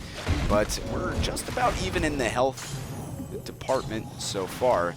But ultimate up for Lucy and for Pearl at the moment. We'll see if they decide to use them. Yes, here it comes from A-Wing. Having to use that bubble barrier is smart to use the bubble barrier, though. Absolutely. I mean, you got to negate that damage for sure. So good job saving it. Nice consume to be able to take that right click from Jolts, and now Lucy getting pulled in. Got the shield just at the last second, but not before the silence, and the orb will be up shortly. Another here. consumption. Great consumptions, should say, from the Skywind here, and using that arcane barrier just as he was about to go for the pull. Here it comes, the ultimate out, but he gets silenced in the middle of it. A lot of CC preventing him from doing anything here. Skywind completely wasted ultimate, and he secures the center orb, but now here comes ultimate, and Lucy's going to get sucked up into that, into Jaws, and here's the silence immediately after that was over, having to use the barrier, and they're kind of stuck back into this corner. That Tomb is just pounding Lucy down in the bottom right, but, oh, she gonna have to heal up, and, ooh. Yeah, they secure the orb. The hand was coming right at her. She just dove out of the way. Another gamble by Esmo. And not paying off for him either. That time anyway. So health is relatively even here. Rakan using the ultimate, getting some good hooks onto Jolts, missing the last one right before the shield came up, and he was pretty hurt. If he could have pulled him back in, would have been great. Skywind, though, taking a stun of his own, and there's the ultimate from A-Wing. Does a little bit of damage the to double Pearl. Shield, trying to save her. Oh, Pearl in a lot of danger. Eager here's really got to get away, get some silence off or something. The right click from Skywind will finish her off. Now it's just Esmo, 1 versus 2. That'll finish her off. And Skywing finally taking this game. Skywing take the epic victory, bringing it to game 9. We saw the back and forth. It really just was a matter of making sure you utilized your abilities correctly. But in the end, the sustainability between the Jamong and the Lucy proved just barely too much. Yeah. But fantastic game. Fantastic game from NA Invasion. Yeah. Yeah. It was, as an NA representative myself, I'm a little bit sad that they're not going to be continuing on with this. Yeah. You know, we are sad to see them go, but this is not the last time we will see our friends NA Invasion. They will be back. I'm hopeful for weeks to come. So anyway, that is going to seal the deal on our quarterfinal matches, and we had a good one there at the end. It was great to, you know, after all the stomps and stuff, it was good to see a one come down to the wire. But let's go ahead and take a look at the bracket so we can see what we have coming up for you guys in the rest of the tournament. As you can see, Dream Crushers will be playing Fishwa, Love Boat, and Arbs as a cutie will go up against Skywing in our semifinal matchups, and I can only imagine they're going to get better and better as we go on, just like the EU tournament. That's generally how tournaments tend to work. Yeah, I mean, I would think. I think the whole idea of a tournament is to seed into your best teams. Yeah, just say it. You know. Stupid comment. Yeah. I mean, you know, we got to talk. We got to talk sometimes, and sometimes garbage comes out of our mouth. Lots of garbage, sometimes in our case. So we'll try and prevent that. But anyway, so we are going to go ahead and, well, actually, guys, remember, you two. Me? Well, not you. You can't participate in the tournament. But you guys can sign up for BattleRekt. If you're interested, head on over to BattleRekt.com, and you can find the links there to sign up for all the tournaments we have coming up. 3v3s are on that list as well. They're on deck for Friday, so you can participate that. And we'll go ahead and give you a bit of a broadcast schedule as well. You know, we start all the streams at 8 o'clock. Well, sorry, NA stream starts at 8 p.m. Pacific, And the EU streams will start at 8 p.m. CET, Central European Time. So you can catch them right there. And, of course, the tournament itself starting 2 hours before that. So semifinals are coming up, man. I'm excited. I mean, for the EU, I mean, if you guys will, I think we just put the video up very recently. I don't want to I don't wanna give wrong information about when we come back from break, I'll let you know. Yeah. But if you have to watch anything, watch at least the finals. Yeah. But the semis leading into the finals was unbelievable. The gameplay was nuts. I expect to see very similar things out of the NA tournament so far today. Yeah. But and again, if you got any sick highlights, tweet at us. Tweet at us at BattleRekt. Check it out. Yeah, check it out. Absolutely. Check it out. Guys, we're going to go ahead, though, and take a real quick break, just about 5 minutes or so before we get started into the semifinals. I promise we'll be back shortly. Stay with us.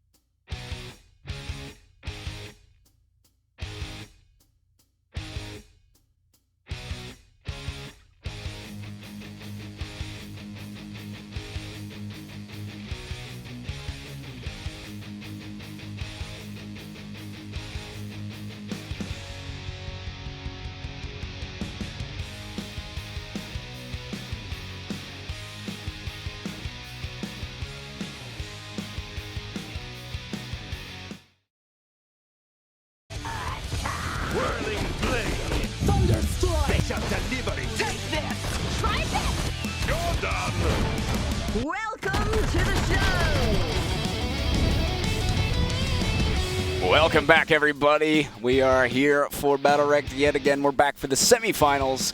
We're ready to get things started. My name is Gex. Alongside me, Findable Carpet. We've been with you all day. We'll stick through with you until the finals. Oh, thank you. Yeah, you're lucky I like you a little bit. We kind of do pretty good together. So anyway, we are about to start our semifinal matches. It'll be coming up here relatively shortly.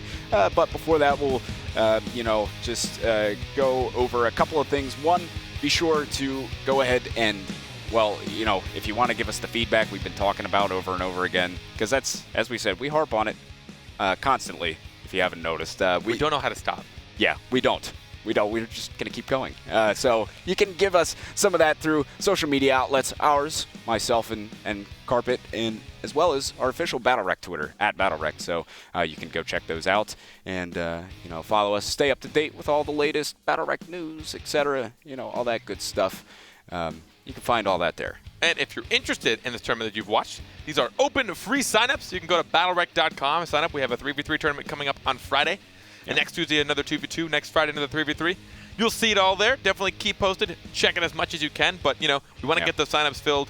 We know that there haven't been as much 3v3s, at least in the larger scale of things. Some people are pretty excited to see that. So I know I am. So definitely try and get some buddies. Sign up for that one. Yeah. Show us what you got. Should be a good one, man. I'm really excited to do the 3v3s. It'll be fun. Chaos. Yeah, chaos, but beautiful chaos. It's gonna be it's gonna be great. So, anyway, we're about to start the semifinals. Let's go ahead and take a look at the brackets, so we can see what we're working with for the rest of the tournament here.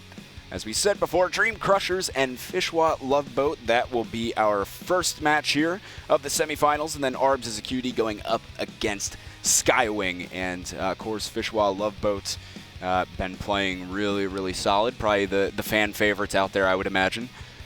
The first three matches we saw a bit of a landslide. I'd assume that those three teams might have had a pretty easy path so far up until this. We weren't actually able to check out and see how they did up until now, but they didn't seem to struggle much. The fourth game that we watched, the last quarterfinal of the bottom, that was close. It could have gotten to either team. Both teams really showing pretty much their worth, but it's looking like we might be able to finally get this game started, or at least get the champ pick started. Yeah. We've talked about this before. We're not going to show them on stream. There's cheaters. Blah, blah, blah, blah, blah. Yeah, filthy cheaters. Don't even look. You just get to look at our reactions like, oh. Yeah. Wow, this is cool. Wow, look at that pick. I wonder. All four of them picked the same champion. This is interesting. It's incredible. How have they done this? Yeah, so they're going through the pick phases now. And we're going on to Mount Araz. Mount Araz? Araz. Sure. Araz, yeah. But I mean, we're doing terrible. Was that bad? Your R rolling needs some work, friend. It's okay. I'm not going to help you, but you can Google it or something. It's all right. I wasn't planning on learning Spanish anyway. Fair enough. So, what do I need it for, right? A lot, but it's okay. Yeah. We'll just brush past that. Finally, we got the hero picks, champ picks, champion picks. Woo! Let's go! All right, we're about to head into it here. Finley and Niwa going with the pick we did see them with earlier, Bako Lucy. And we see the Jamong Oljor pair that we saw earlier as well. Sticking with their comfort zone. This is, remember, a best of 9, but we only do this single match. So this is a single elimination. Whoever comes out of this will move on to the grand finals. The grand finals, they are playing for money. First place gets $200, second place gets $100, and every team you've seen so far goes away with a nice demonic steed. Nice demonic steed. And look at that. Averse has one right there, showcasing it off for you. Oh, so if he gets it, he can give it to you since you need it so badly. Beautiful. Yes, I'm going to chat the man up right afterwards. Not really, but I should.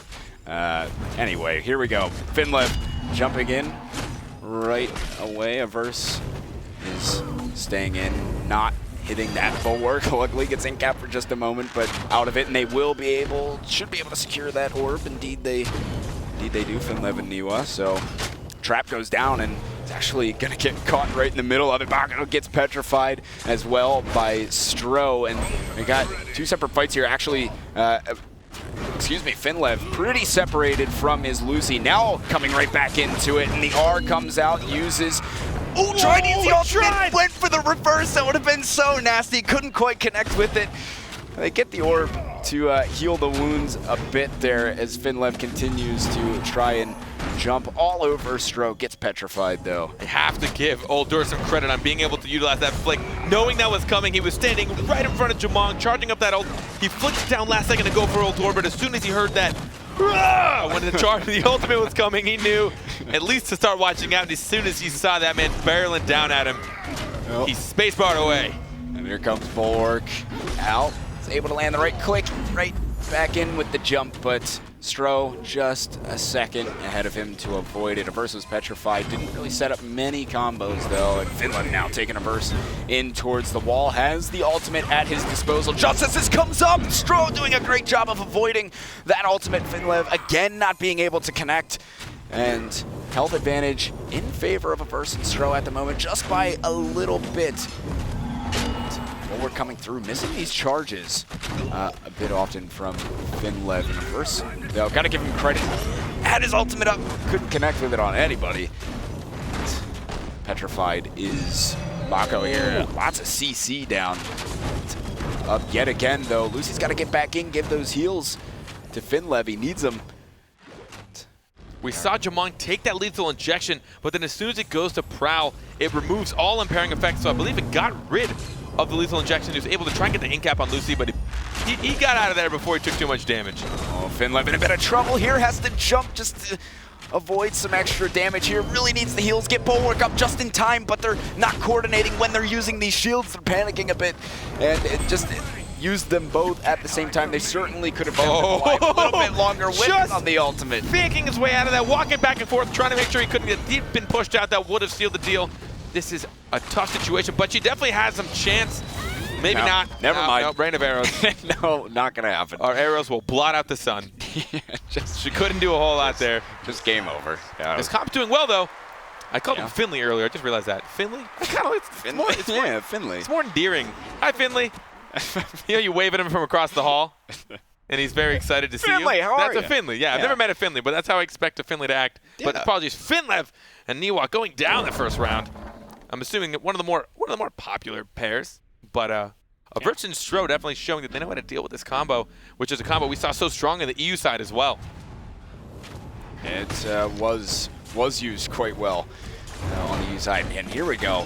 Getting his charge off and the stun into Uldur. He's going to jump right back onto him, but he avoids at least the initial damage with his spacebar. So will work out. Orb is now up, putting the Chrono Flux out there to try and secure it, but Finlev is going to be able to jump on that one, and coming up to his ultimate here very, very soon. Gets the charge. Averse trying to avoid it. Ooh, gets the in-cap right at the end. The shield saving him from taking much damage at all. We see Bako, he gets a lot stronger round two, especially on a map like this. A lot of walls for him to wall slam into. He has gone the BattleRekt as expected, where Shield Dash inflicts a 1-second stun if you slam an enemy into a wall.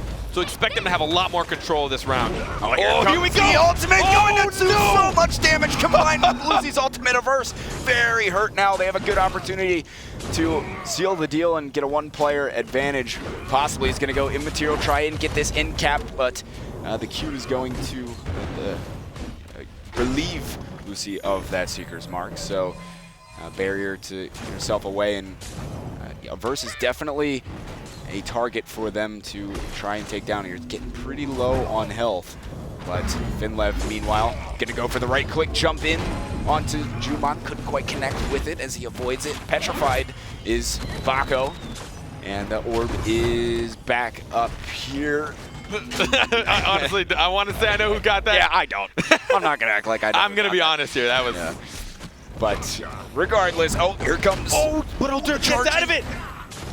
Got out of it just in the nick of time. He's got the shield up. Finlev going for the jump right back in on Averse into the wall. The ultimate from Uldur. Beautiful use of that ultimate, keeping Averse alive.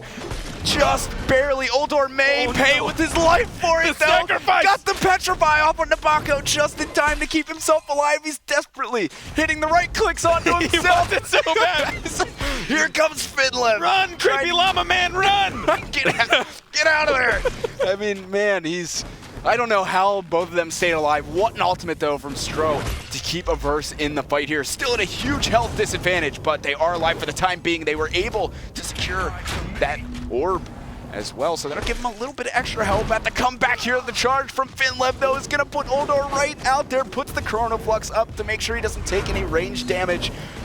My goodness, coming down to the wire, but the charge into the wall is going to stun him, keeping him out of the map.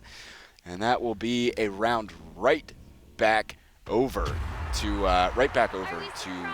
Finlev and Niwa. Apparently, this just in, I've discovered that his Breaking real last news. name is actually Finley.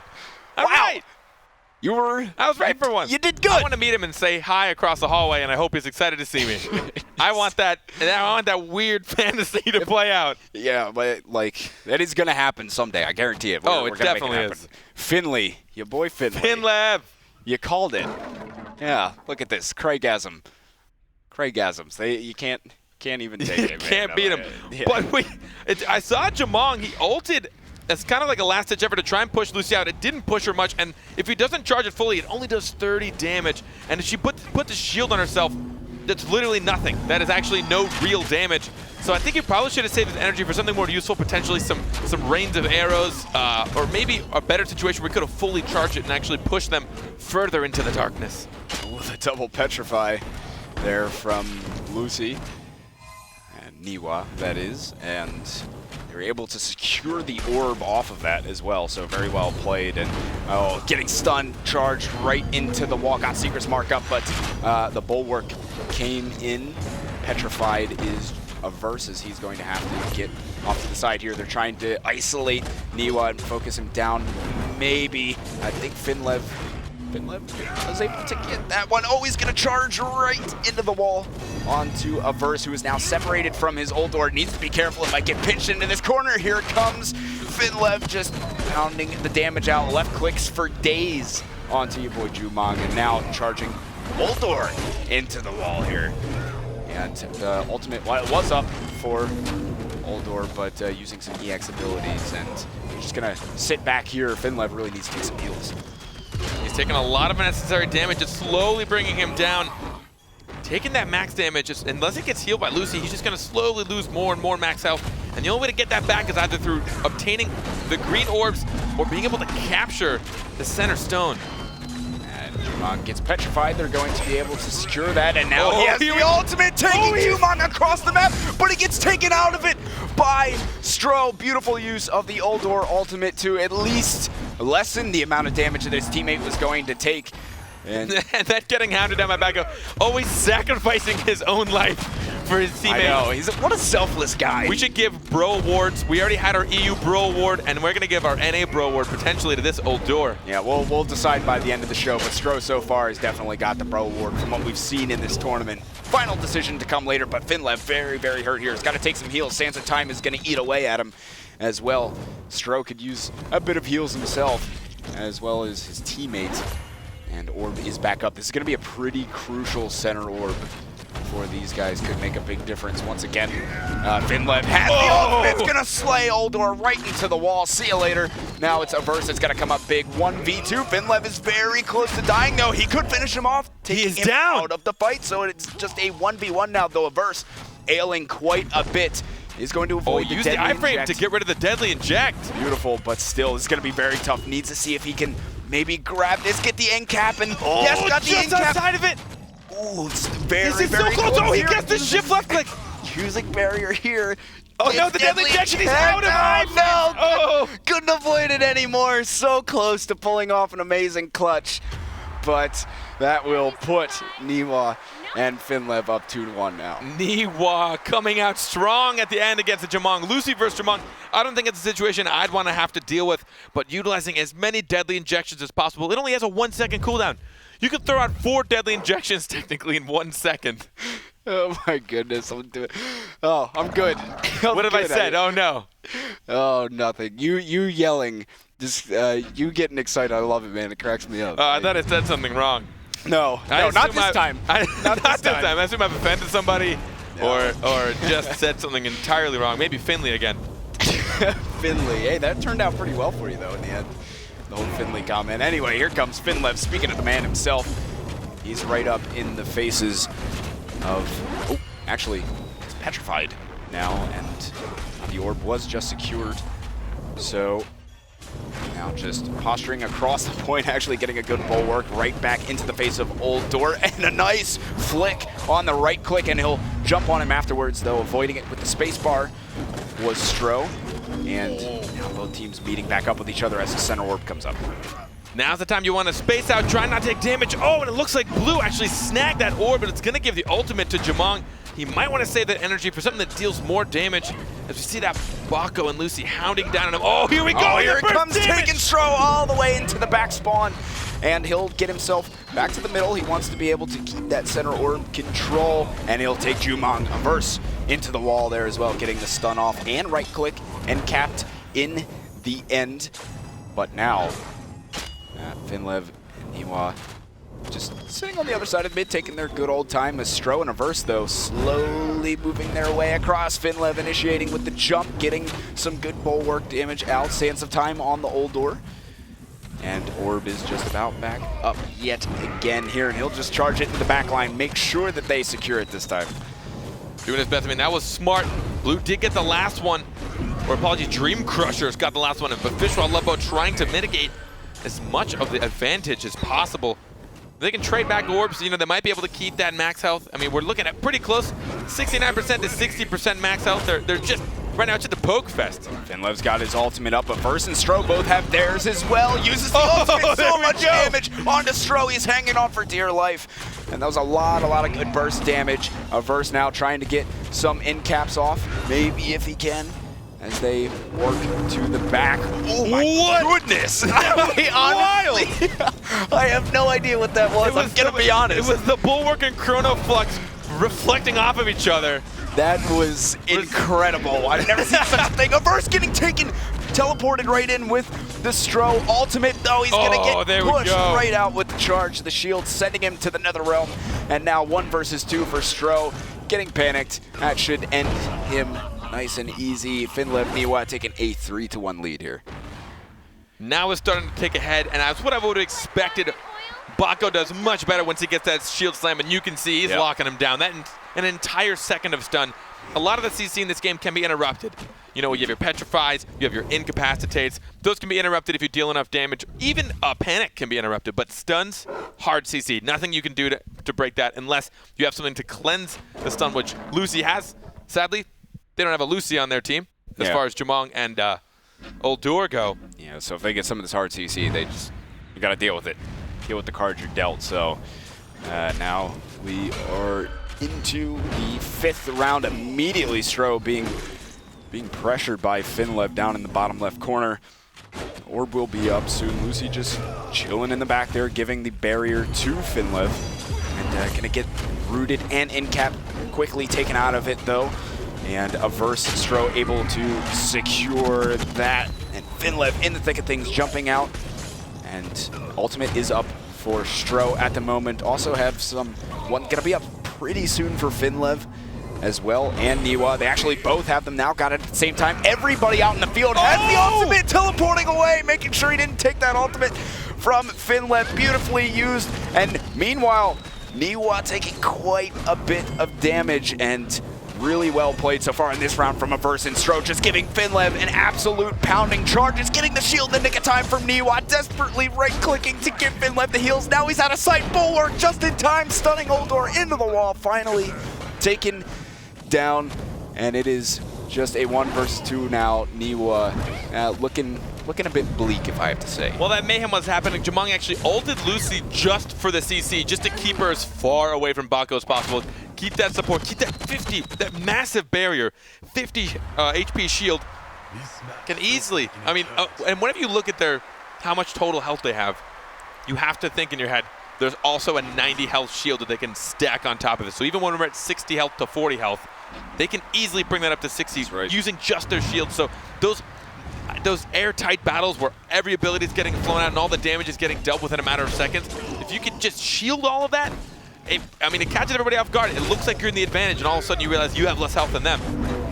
Here's Finlev really adding pressure to Oldor this time. He had to use his Petrify to keep him at bay. The center orb is up. Ooh, doing a good job there.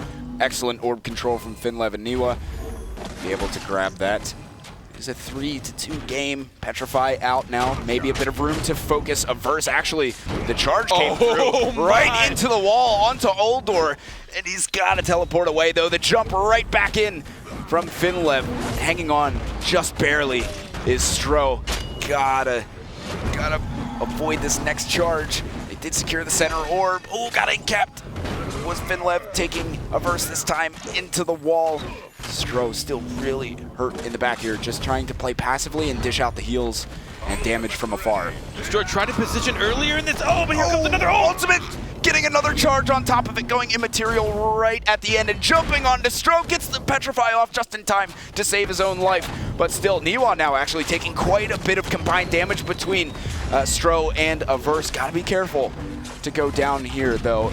Oldor still being targeted by Finlev. Stunned into the wall. Finished off now 1 versus 2. Averse has got to go big, but he doesn't have really all that much health to work with at all. It's pretty dire straits. Looking a bit, he's just ringing around the rosy. Yeah. Until he can't take anymore. Fishwell Love Boat now 4-2 in this series. Some close calls. Oldor tried to position himself a little farther back that time, but once Baco singled him out, I mean, pushed him against that back wall. Especially if you're in the outer, in this map especially, if you're on that outer area, there's walls everywhere. You got walls on the inside, walls on the outside. He was able to ult, follow it up with the shield slam into the walls with the stun, the second CC, and then follow it up with a nice right-click hammer to the face. And here's Finlev trying to jump in onto Averse, gets petrified. Now Lucy is gonna have to fight for her life as they both try and focus her down, getting a lot of good burst damage off. Now just sitting at about half health. Orb is up. Finlev doing a good job to be able to secure that. Gets shielded by Niwa as well, who is now being focused down. Finlev trying to come to the rescue, having to use roll to stay out of harm's way. And Finlev actually petrified down in the corner. Really got to be careful. Niwa just being focused very, very well here by the Dream Crushers. And Finlev himself taking a lot of damage because he can't get that sustain from his healer, who's just being taken out of the fight constantly. But Finlev pushed out by triggering Oldor's Absorb and actually pushed him out of the rain of arrows. Now, health advantage slightly in favor of Averse and Stro. Charging right back in, uses the buff right at the same time to jump in immaterial last second to avoid the damage. Niwa very, very hurt here, needs to be careful. Finlev himself not looking all that healthy.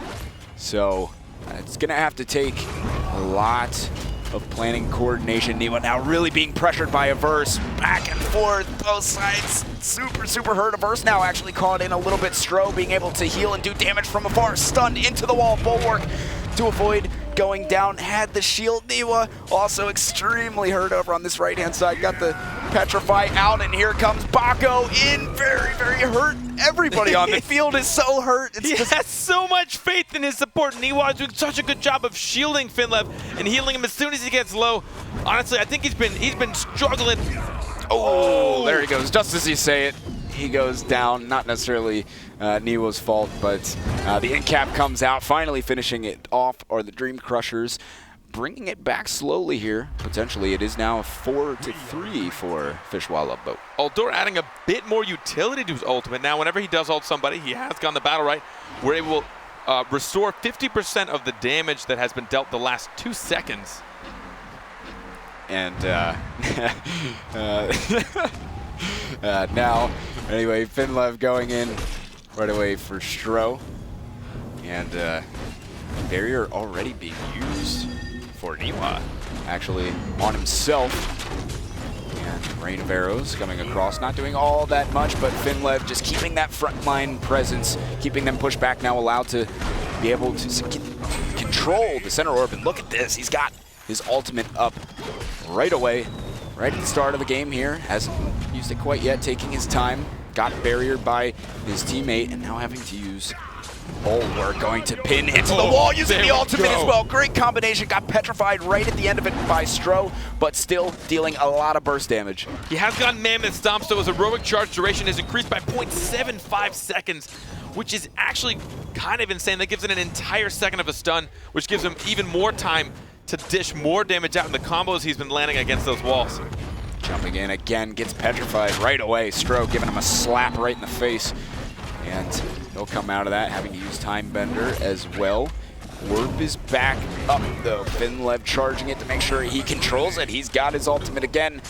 And beware of these guys. Averse also has his. Niwa also has the Lucy ultimate. So a lot of ultimates up on the board here. Stroh's going to have his very shortly as well. Bako getting panicked. I'm just waiting for the perfect opportunity to use this ult. They're just repositioning, healing up, making sure. Chrono Flux comes out. Finlev barely dodging. Barely dodging it. Now center orb is up. He charges Stroh. Everybody out on the field has those ultimates now, just waiting. Nobody wants to initiate though, and they're gonna have to soon because overtime is coming. Finlev quite hurt here. Uses heroic charge. Still nobody baiting on these ultimates quite yet. This is very good discipline from them. But Finlev, if he doesn't use it soon, he's going to go down. He has nothing else to keep himself alive. Getting barrier from Niwa at the last second.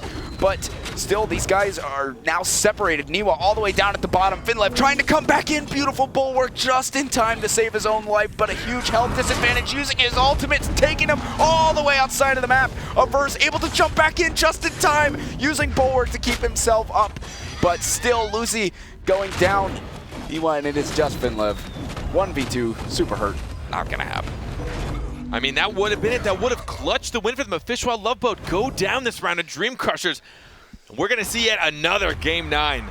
Man, the comeback is real for the Dream Crushers, man. They just really playing solid overall, and Stroh doing big stuff in not only the damage department, but heals as well. And that's the thing, Niwa hasn't really had the opportunity to put out much damage at all, just really having to keep Finlev healed as much as possible, constantly right-clicking, not getting many opportunities for damage. So it's pretty tough for him to be super effective in that area as much as he'd like to. And look at this, already Niwa taking so much damage. This could be the end for Fishwild Love Boat. Niwa just so hurt, can't get away from it. They're all over like a new pair of shoes, and Finlev's got to try and do something to keep his teammate in this. But, I mean, already just chunked down, incredibly massive, or pretty large, I'd say, health advantage, but slowly working it back for Finlev and Niwa. I mean, Dream Crushers need to make sure they keep all of this orb control. If you let them get their max health back, Lucy will slowly heal them back up, and you will lose this advantage. Here he comes using the ultimate immaterial just in time. Perfect from Averse. He knew it was coming. He was ready for it. And immaterial's out of it. Honestly, Finlev really needed to hit that. Fishwild Love Boat needed the damage from that ultimate, and now he's just got to worry about surviving. Not going to happen. Being taken out by Averse. Now it is just Niwa. This is got to be the end for them. Yes, Dream Crushers with a huge comeback, taking it 5-4 in the end. Game 9. Whew. Baby, that was exciting. It was good. It was. It took the first game and it took the last game. It's looking like Bako got stronger in that mid game, as we know. Once he gets that wall slam, he's able to have so much more CC. And if you just take a look at some of their stats next to each other, there's no shields on Uldur and Jamong. They relied only on immaterials and self-sustain or heals from Uldur. When you had it, again, up to 90 shield for Bako and Lucy, and even its total stun. If you were to just take their top CC, single ability, back-to-back, Uldur and Jamong only have a 5-second CC, while 9.5 seconds from Bako and Lucy. So they have a lot more CC just right out of the gate. But, you know, with the immaterials, Uldur's ult, his in-cap, all sorts of things, they were able to just mitigate enough of that and come out on top barely by the end of that series. Yeah, man, it was great to see the comeback, and they will move into our grand finals. They will be playing the winner of our next matchup here, which we can go ahead and take a look at in just a second. I think they're getting ready very quickly, so let's go ahead and take a look at the bracket real quick before we get in there, just so we can take a look at it. As you can see, Dream Crushers already into the finals. Arbs as a cutie versus Skywing, though, is your next matchup, and we will be in game there in just a couple of minutes. And excited for this one. Get to see who our two finalists are. They're already into our picking phase, so we're going to get to see more BattleRekt. We're just cranking it out, man. I know. This is going pretty quick, but it's exciting. Yeah. These are fast-paced games. And again, while we have a little bit of time, let us know what you think. Give us your opinion. Let us know right there in chat. We'll go back and take a look at it. We also have people that are reading it. Let us know how much you hated us. Tweet at us at BattleRekt. Feel free to check out our website, BattleRekt.com, if you want to sign up for these tournaments. Seriously, get involved. We want to do this for you guys. We're doing this because we love BattleRekt and we love you. Yes, of course. We love you. I mean, why wouldn't we? You guys are beautiful. Look at you guys. Look at I you all know. sitting there. Yeah, sitting there watching you stream. So cute. I love watching Rakan. I couldn't be happier. Yeah, I'm a Rakan's my big boy. fan of it. My boy, the Pokemon.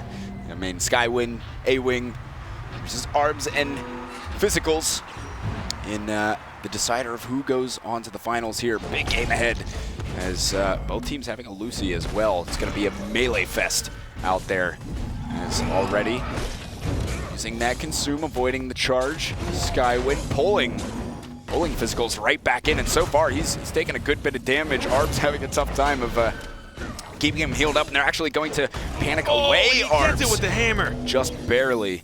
And Axe, whatever it is. the axe, the thing that The handle's does damage. weapon. Yes, they're all the same. Physicals now jumping right back in to. Actually, this time he redirects his focus over to A-Wing, but just gets panicked away immediately. And having to use Bulwark Silence from Skywin, though. He has his ultimate. He's going to be just crushing. Get pushed away. Get pushed away, at least saving himself for the time being. Silenced immediately after, though. And this could be trouble. They're getting themselves down into the corner. Physicals pulled right back into it. Oh, nice Bulwark, though, to get the stun. I'm surprised he saw the Bulwark and still just smacked at it. It's like, yeah, screw it. He's like, I'm going to take this one. He's just BMing. I'll show you how good it is. That's right. Now, oh, the Bulwark is going to put Deadly Inject, actually, onto Lucy herself. And here comes the ultimate. Physical's getting petrified, though. That was huge just at the last second. Great play from Arbs to be able to keep his teammate alive, though. Arbs taking a lot of damage for it, as health advantage is in favor of A-Wing and Skywin. Now, time is ticking down. They're going to have to play nearly perfect if they want to get back in this. There's the ultimate from A-Wing. Getting caught up, and it was Physicals. 1 versus 2, the silence. Oh, petrified. Just standing there. Standing there and taking it. That silence is just so strong for Rakan. I mean, it's a 0.7 second silence. So essentially, it pulls you in. Not only does he silence you, but he also gets a significant amount of burst damage when his weapon is fully charged, which he can do in several ways. But he deals a 10 bonus damage to you on top of the 8, so 18 damage. Heals himself for 12, inflicts Curse, which means now every time he hits you, he'll do 2 bonus damage and heal for 6 health. And on top of it, your silence for 0.7 seconds. So a lot happens in a single swing, but if he can continue to just start wailing that damage on you, you won't realize it, but all of a sudden he will not be hurt, and you will be hurt. You will be hurt. Very well worded. Yeah, you know what? I appreciate the words. I like your words. Anyway, here we go. Physicals trying to charge Skywind in while there. Got a shield from A-Wing. Last second now. Orb is up. Lucy is petrified as well, though. Skywin coming in. I think he was able to snag that orb with his space dash and getting stunned into the wall. A-Wing able to panic away Arbs. And so we have a brawl going out in the center here. Health just about even on both sides as the ultimate is out from Rakan. Gets stunned in the middle of it, charged by Bako and snared yet again at the end of it. Oh, the roll! Just missed it. Great roll from A-Wing. Tuck and roll, Lucy! Tuck and roll, baby. Tuck and roll. That was well done, being able to avoid the ultimate from Bako. And good combination off of that Petrify into Deadly Inject. Oh. There we go, getting himself out of the Petrify. A lot of CC here with all these, with the Lucy's. So now ultimate is up yet again for Skywin, and actually Physical's gotta be careful. He's gotta watch his range. Skywin launching those right clicks.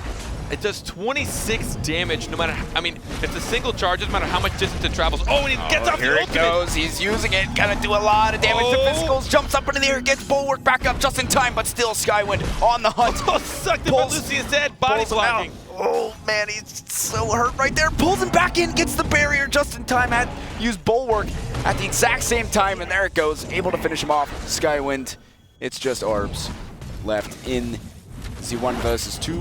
And I'm thinking this is not, Lucy in 1v2 is not ideal.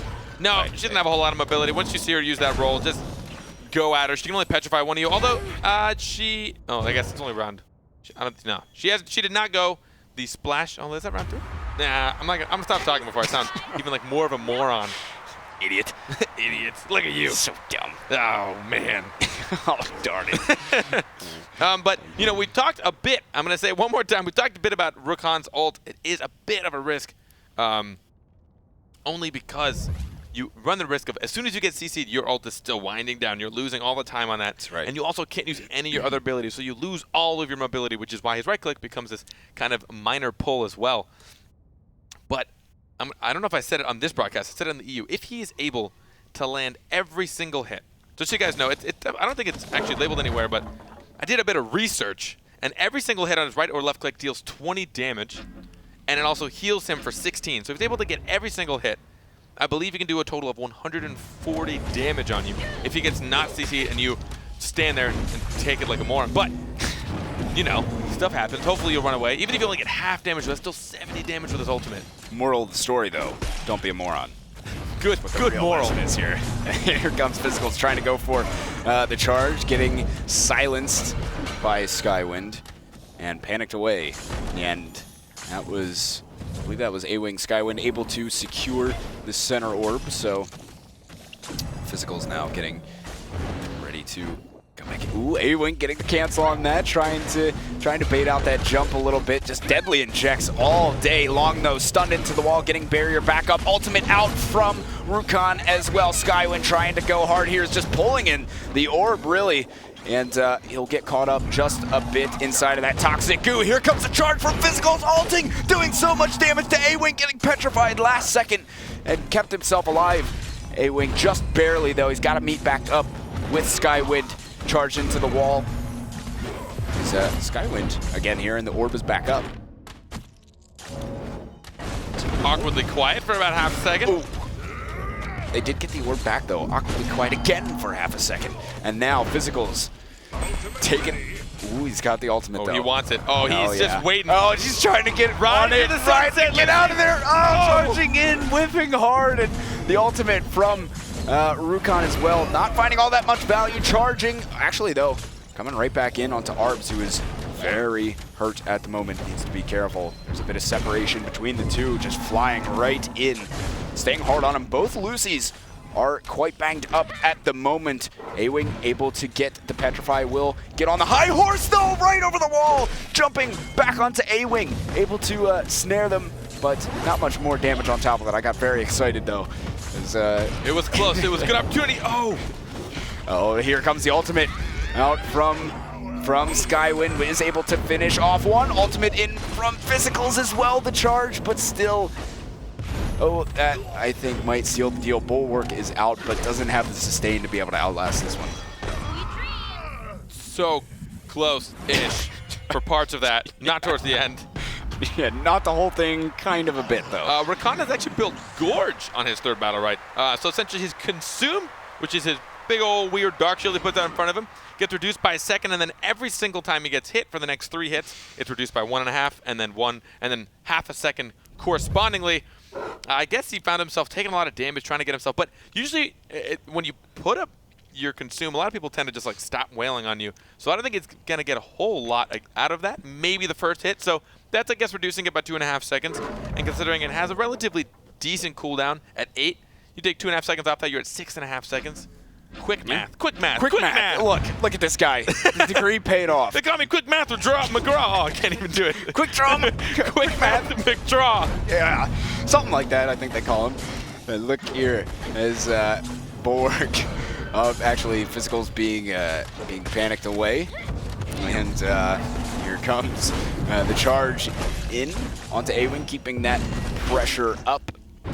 And actually, Skywind charging in. He wants a piece of Arbs right now. He's still on the hunt, as he's actually going to have to get himself out, though. He's taking quite a bit of damage. Actually, got a big charge onto A-Wing with the bash, just sending him flying into the wall.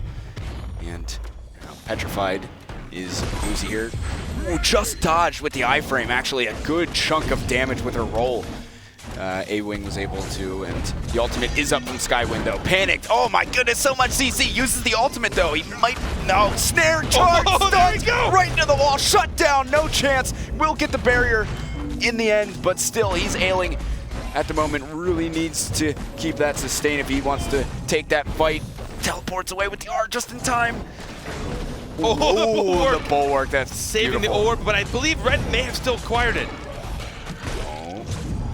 Not the barrier for the moment. The DPS are coming down to the wire here. Very, very close on health. Physicals trying to keep himself alive. The toxic goo coming out. Physical stuck in the corner here. Pulled back in, given the barrier by Arbs just in time, but still hanging on by the skin of his teeth. Skywind finishing him off now. 1 versus 2. Arbs gotta go huge. Gotta take down Skywind first. He's the weak target, but I mean, it's gonna be tough to be able to deal with it. Plus, Skywind's got his. On the plus side, at least Arbs is a cutie, so he's got that going for him. But this is going to be tough, especially with a fully ulted Rakan. He has all the energy in the world. He can scythe him. He can ult him. Let's look on the bright side, Arbs. He can nether void all over the place. Oh, here we go. He's just standing right in the middle of that goo. Takes the big old right click from Skywind. Using the orb. Wow, actually able to get it using the barrier. Good management, but there we go. The arena ends up killing him in the end. So now 4-0 for A-Wing and Skywind. They are up 4-0, having a pretty easy time here in this one. Some of the rounds close, but still, overall, just might go for the sweep here. It's kind of around that mid game they seem to be doing, but Rakan has sustained between him and Lucy. I mean, Sky's sustain is kind of unreal. He did build that Gorge, so I think that's been helping him a lot dealing with that damage, especially because they've been trying to petrify Lucy as much as they can. Or sorry, stun Lucy. Either one. They've been doing both. Poor Lucy. Yeah. But it's to try and keep those heals sustained while they try and deal with Rakan. But then Rakan just shields up. Then he, voids away. He keeps his distance until Lucy's back. Right. He wants, you don't want to fight alone if you don't have to. And now he's also built in round 4, round 4, he built that cursed enemies take 15% more damage. And now whenever he ults, it will pull everyone towards him. So he's trying to get more out of his ult, hopefully, because he's gotten a good chunk of damage, don't get me wrong, but nothing to change the tide to the game just yet. Oh, here we go. If Skywing takes this round, they will be headed into the finals for an epic matchup for the NA Championship of BattleRekt. 2v2 number 1. So Skywind getting charged by physicals yet again and pulled right back in and silenced. Right after that, and Consume is going to eat up a lot of that. The health advantage certainly in favor of Red, and here comes the ultimate. All of them getting pulled in as well. Petrified is Bako, and pull him right back in at the end of it, getting some of that extra damage, and they are, oh man, very, very low on health here, getting there, but yeah, look at this. Arbs has got to deal with Skywind up top, actually redirecting the right click. Bako goes down. Things just going from bad to worse for Arbs as he is just stuck in the middle here, getting ulted on, trying to keep himself up. And poor guy. Poor guy. Couldn't do anything about it, but it is what it is. So that is a 5-0 sweep for Skywing. Easy money. And that for them will put themselves into the finals to go ahead and play against the team name I don't remember, and I feel like an idiot. Well, that's why you should have called it the bracket first, and then I think you did remember. I could have. We have like a process to these things, but that's, we're learning. Yeah. Well, you're learning. I'll teach you. I'm just stupid though. But either way, I mean, even at the very end, once Rakan got that BattleRekt that pulls everyone into his ult, he gets one single cleave. That's 20 damage to 2 people, plus healing him for 32 damage. That's right. That's a lot. I mean, that's pretty much almost all of the health you can heal, but given between you and your max health. I don't know. I guess I reiterate on the EU stream for those of you that don't know how the max health. Actually, I'll explain it in a sec. Let's take a look at the bracket. Yeah, let's go. Let's go to the rambling bracket. on. Let's get into this this final matchup here. A lot on the line. Dream Crushers versus Skywing. That's the one I was looking for. I was waiting for that. Skywing. Yeah, Skywing. So that is going to be our finals. On the line between these two teams is $200 for first place, 100 for second. It's been long day. $200 for first place. First place. Yeah, so 200 for first. Let's try this again. 100 for second, and get this the demonic steed. I mean, For I'm everybody. sure these guys. Yeah, for Everybody everybody. that you First saw today in yeah. the top 8, I've gotten a steed, a demonic one. Yes. So right away into the sunset, like we Scary saw man. Lucy do her very Yes, best. Absolutely. So, guys, if any of this has intrigued you, or you want to try and maybe play for some of this prize money in some of our tournaments, we have 3v3 coming up this Friday. We're going to have 2v2 again next Tuesday. You can go ahead and sign up at that link below, BattleRekt.com. Follow the links. It'll redirect you to the GGN website where you can go ahead, sign up, and get yourself into these tournaments and get BattleRekt. So it's been a good time. It's a lot of fun here. Yeah, definitely follow us on Twitter if you want to just know what's going on. We're definitely going to be letting you guys know all the tournaments that are coming up, especially things that are new. We're going to be altering the rules from week to week for this month. I'll do a tiny little recap again. You know, we're going to have a lot of one-off tournaments for the remainder of November. We're going to be altering rules here and there to see what sticks, see what doesn't, see what players like, see what viewers like. We're going to take all your feedback, smash it together, and come December when we get more of a kind of league-ish, no, I wouldn't say league, more of like a seasonal style, longer tournament. Yeah. Well, yeah, that's eventually the goal here is to eventually get us to the season style thing. You know, we're going to go to a full season, Look have at a us. nice We have no idea how to refined describe. format. Yeah, what are we doing? It's because we're trying to figure it out. But anyways, Yeah. we're going to try to use all the feedback we've taken and streamline it into what we think and what you guys think are the best possible. Seriously, feel free to let us know. You can tweet at us. You can do whatever. It's looking like they're doing their map picks now. As you guys know, it's slightly different for the grand finals. That's it right. will be a best of 3 of 9. So we're going to be what you just saw in every single stage. They play up, you know, whoever wins 5 wins. We're doing that best of 3 times. Yes. It'll make more sense as you watch. Just stay and watch. Yeah, you know, it's a difficult the words, description. Yeah, Best of 3 of 9 is the what I'm going words to and call rounds. it. Yeah, They're going to band down to 3 maps. Absolutely, yes. Teams are both, which they're in the process of right now. So one team will start banning a map, and then they both alternate banning all the way till they get down to just 3 maps left in the pool. And then from there, based on where they're positioned in the brackets, they'll pick from that pool for what map they want to start the match with, and then what the second one will be, and then obviously you're left with a third one. Go figure, that's your third map. So they are just getting through all these picks right now. I think we do have our first one, which is going to be Blackstone Arena, so we'll be heading in there shortly. We'll get our hero picks, our champion picks out there, and we'll get into game for our grand finals. We saw a thrilling, one of the best things I've ever seen for the EU broadcast. A crazy match. Yeah, I mean, honestly, I don't mean to do the whole EU NA thing, but NA has a little bit to live up to. They do. Definitely check it out. I meant to check during break. I'm the worst. If we had uploaded that, I believe we had. You can check. I mean, you're all right there. You might as well see if there's a little. If the video does it say 0 or 1? If it says 1, we put it up. If it says 0, I am a raging liar. But they are doing the champ picks. He's been known to lie. I have. Be careful. Yeah. I've got a lot of reputation built up on this. The fact that I never lie. Yeah, it would all come crumbling down. You know. So they're doing the champ picks now. We are sadly we're not going to show it right now. I've explained this a million times, but I'll do it one more time for the 2 of you that probably weren't here earlier. We don't want anyone to cheat, but it's looked like we're going into the game. I want to make sure everyone's involved. You're all you're doing good. I love it. Love it. You're getting everybody on the same page. It's great. I want you all to be on board. Yeah, everyone's all with us. We're all together. All in this together. I got really quiet after I said that out loud. Oh God, we're getting. Oh, this is great. All right, grand finals, folks. Best of 3 maps. This is our first of a potential 3. Gonna have at least 2.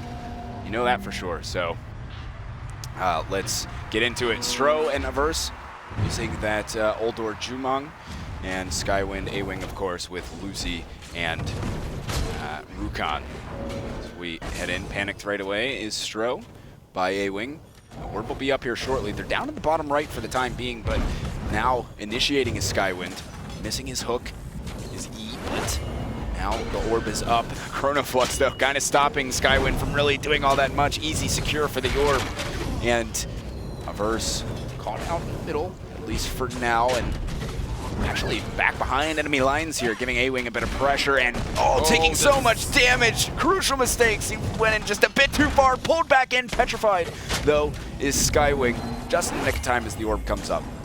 cancels his right click just before it gets consumed. Oh, pulled in, and then Silas, can they finish him off? He's gonna try and get away with a deadly inject. Oh, he Immaterial. and gets rid of the deadly injection just last second. Just in time to avoid the damage and keep himself alive. And they are a pretty big health disadvantage. Another orb coming up is going to be really crucial for them to get. And he used the Chronoflux Stro. I would have liked to have seen him use it maybe to try and secure that orb if possible. But nonetheless, now a 92, 95% health for A-Wing and Skywing right now. And getting pulled in, Uldor, he'll have to use his space to escape. And these health orbs coming up, really crucial for Blue Dream Crushers to get. When they're able to get back to almost 40% health, they got the orb, and then also Averse did get the 2 green orbs at the bottom. Oh, but he gets pulled in. Oh, so hurt. Stro has to use his ult to keep him out of harm's way. Rukon ulting is well timed. Bender comes up to negate the damage, but still petrified is Rukon right there. Skywind, and he's gonna hunt down Averse, finally finishing him off. Stro 1 versus 2, looking pretty low on health. There is an ultimate over there, but I mean, he can't really do all that much except survive with his Uldor ultimate. So taking the first round in our first map of the finals is Skywing. Skywing taking that pretty promisingly. I mean, 83% health pool towards the end. Rakan's just all over the place, and his Lucy is fantastic at supporting him. She has gotten the Panic Blast that actually explodes to deal area damage and inflicts a lesser panic on the whoever it doesn't directly hit, I should say, as opposed to the major panic. I think it's just a short panic. I don't know exactly how much it is. I think it's probably about half the maybe a quarter. Is it 0.25 or 0.5? I'm honestly not 100% sure on that. I don't want to give you the wrong idea. Yeah, I'm not going to give you guys a direct number, but it's less than whatever the normal one is. Yes, to some degree. To what extent? Which is like a second, I think. Yeah, we'll call that. And now Skywing on our second round is already actually behind. Oh, and Uldor turning around, just giving him a big old slap, getting the Petrify off. He's going to pull in the orb. Skywind is able to secure it at least. Chronoflux is out, and he'll have to use his R to get away to make sure he doesn't take too much damage there, though getting rooted, spacing forward, just laying on the pressure, but he's taking a lot of damage in the process. Really needs to be careful. Pulling him back in. They are just all over Skywind right now. A-Wing doing the best he can to support his teammate, finally using his R to get out, and is actually able to do a long pull and get the right click to secure the orb. There's a green orb just sitting there. I know they want it, Uldor. Oh, Uldor still hasn't gotten it. Who wants it? Uldor finally gets it, but he gets... Wait a second. What on earth? What is this? Did the Chronoflux make the pull him into... Oh, I'm going to have to look at this one. I don't know. I missed it. We'll look at it later for sure. Oh, no. And here Taking comes so much the damage. ultimate. He's so hurt. A-Wing desperately trying to keep him alive. Finally taking down A-Wing now 1 versus 2. And stuck right in the middle of everything. I knew that was going to be said and done. I don't know if he actually ulted the orb into him to get this done, because I know that when Jamon gets the ult, if it hits another enemy, another orb got moved, to say the least. That was, sorry, my untrained eye. Yeah, we both. But I know that if his ult eyes, hits an enemy into another enemy, it will stun him and also deal damage. He didn't fully charge it, so it was hard to say exactly how much damage was dealt. It was a relatively short charge. He didn't want to get CC'd out of it. Yeah, I don't want to make any promises, but it looked cool. It looked damn cool, I tell you. We loved it. And, you know, that's all that matters, right? Looking cool. I don't know. That's what someone once said to me back in middle school. But anyway, here comes Skywind, A-Wing. They're sitting back as they normally do. Just a little poke-a-doke back and forth. Center orb is going to be coming up, and that barrier is going to be procced from A-Wing. Now the orb is up, and Skywind, A-Wing is able to secure it. And I love it. It's the best sound. The big old slap, man. It's so good, just a lantern smack. Go on, do it. I've never loved the... It's so good. Never have I loved a lantern smacking someone in the face so much. It's a great sound. And yet again, Skywind is going to take it. So the ultimate did come out from A-Wing in the process, that toxic goo, but unable to find anybody inside of it. Now Averse actually pressuring A-Wing quite heavily down on the bottom. Meanwhile, up top, you have Stro and Skywind going at it. and now is using that consume, getting the silence off onto Stro, and teleporting back over to try and meet up with a burst. Puts that Chronoflux out there, and getting the orb will give Stro his ultimate. Skywind also has his, though. Need to be careful if you're on the side of Dream Crushers. Here comes the ultimate. Is going to use. Stro is going to use his ultimate too, and still pressing out right and left clicks. Take the orb right in front of Eldor, trying to get the health. It looks like he has gone Gorge again, which in this case I think is also pretty useful with double range, getting that consumed, trying to get it up as much as you can. Now, just regrouping on the backside after taking some heals, and now overtime is about to initiate, so things are about to get a little bit interesting. Pulling in Eldor, getting some good damage off, good combos, and Chronoflux goes up so they can try and secure this orb. Did he snag that with the right click at the last second as the Chronoflux came down? Yeah. Oh man, it's disappointing. They should have gotten on the orb just a little bit sooner. As soon as that Chronoflux went up, but still He's going jumped in, but he doesn't have much mobility anymore. And the ultimate out from Rukan as well, but a burst. Oh my goodness, can't quite pull him in. Stro, meanwhile, pummeling Skywind at the same time.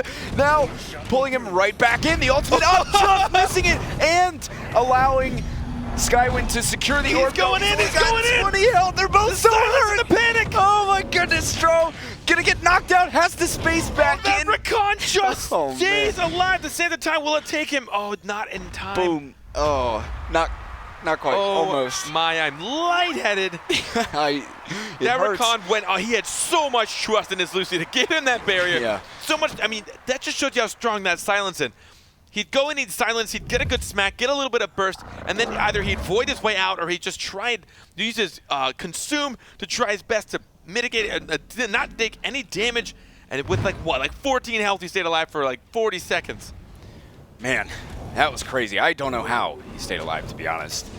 That was just wicked. Some good stuff from A-Wing, really nice support, and already Skywind is isolated Stro on this left-hand side, and it's harassing him quite a bit. The orb is up though, so they're gonna want to have a bit of a fight over that one. I think he used his EXE to go through him to pull the orb. I'm not 100% sure. I think that's what I saw though from Skywind, so he can try and get some control of that. But Chronoflux goes out, the double panic, and the deadly inject as well. So much damage onto a verse. He's gonna have to get out of dodge, and the ultimate out from Skywind as well. Beautiful, taking down a verse, and now it's just Stro left, gets silenced, and I don't, it's gonna be not gonna happen actually. I was gonna say he had a shot, but I don't think it's gonna happen. Using his ult though, and running around in circles, but still, nonetheless, it is going to make it a 3-1 game for Skywing. Skywing doing fantastic. I mean, I don't know how Rakan stayed alive, and if anyone that's played BattleRekt, as soon as one of your champions goes down, and it's a 2v1 situation, even if they both have almost no health, they have so much more control of the field. They're able, and especially if they utilize their abilities correctly, between their mobility and their CC, they're able to just stay at a range of your attacks. They can try their best to, take orb control, slowly regain their health over time. So the fact that Rakan was able to stay alive in that round earlier really helped them get through, but he got a lot of function out of his ult last game. Rakan getting 2 snags onto Jamong, and then also starting to cleave away. Now, Sky will try to get the right click onto a verse. Chronoflux is up to try and secure that orb, and I believe they were indeed able to secure it with the help of that Chronoflux. So now, isolated a bit is Skywind. Actually, a verse just hunting him down using the R. He's got to get some help from A-Wing, who's got an Eldor in the back to deal with there. Skywind, though, taking it from a verse, and the orb is back up. Look at that Chronoflux, able to shut down the attempted E from Skywind, the Claw. And that Chronoflux so good at helping keep control of the orb, and he's going to have to cancel out because he just keeps putting that Chronoflux in there, making it really tough for Skywind to get some of the longer range attacks off. Now, they are on this right-hand side at a decent health disadvantage. Here comes an ultimate from a verse. A-Wing super hurt here, taking the sands of time as well. Got to heal up. continuously just pumping damage. His blue side here. Orb is going to go up, and Stro and Averse posturing on the other side of the middle. Pulled in his Averse, though, using his space to get away as quick as possible, and just firing left clicks from afar. And Skywind is, oh my goodness, Lucy just going down. Chunked hard, man. Just, that came out of nowhere on my screen, but here comes Rukon. He is going to use his ulti. He's got to go big here, but there's no chance. He has no sustain during that ultimate, or at least from his support. And at the end, it looked like a Sands of Time, or I guess a left click into the double Chrono Bolt. Where I think he just casted it twice. So it just took like 36 damage off of her, something of that nature, because he gets the 10 plus the 12 from absorbing the first in the time. But I don't think he got another one on him before he cast it again. So that's 10 plus 12 plus 16 plus 16 again. It's a lot of damage. Yeah. As we know from the math earlier, I'm gonna stay quiet for now. Just say it's a lot of damage. Warm up a bit. A lot of damage. Yeah. And chunking Lucy down, taking her out of the fight. 3-2 it is now. And Averse is dealing with A-Wing up top. The orb is going to go the way of A-Wing and Skywind. So far, just some poke sessions across the mid. Just getting, nice dodge from Averse, though, to avoid Skywind's right click. Took it that time, though, couldn't get it just out of range of his claw as well. And the orb is going to be back up. That Chrono Flux, yet again, is going to be able to help them secure. That might not have been worth it. He tried to go get that orb, and instead he took about 70 damage in the process.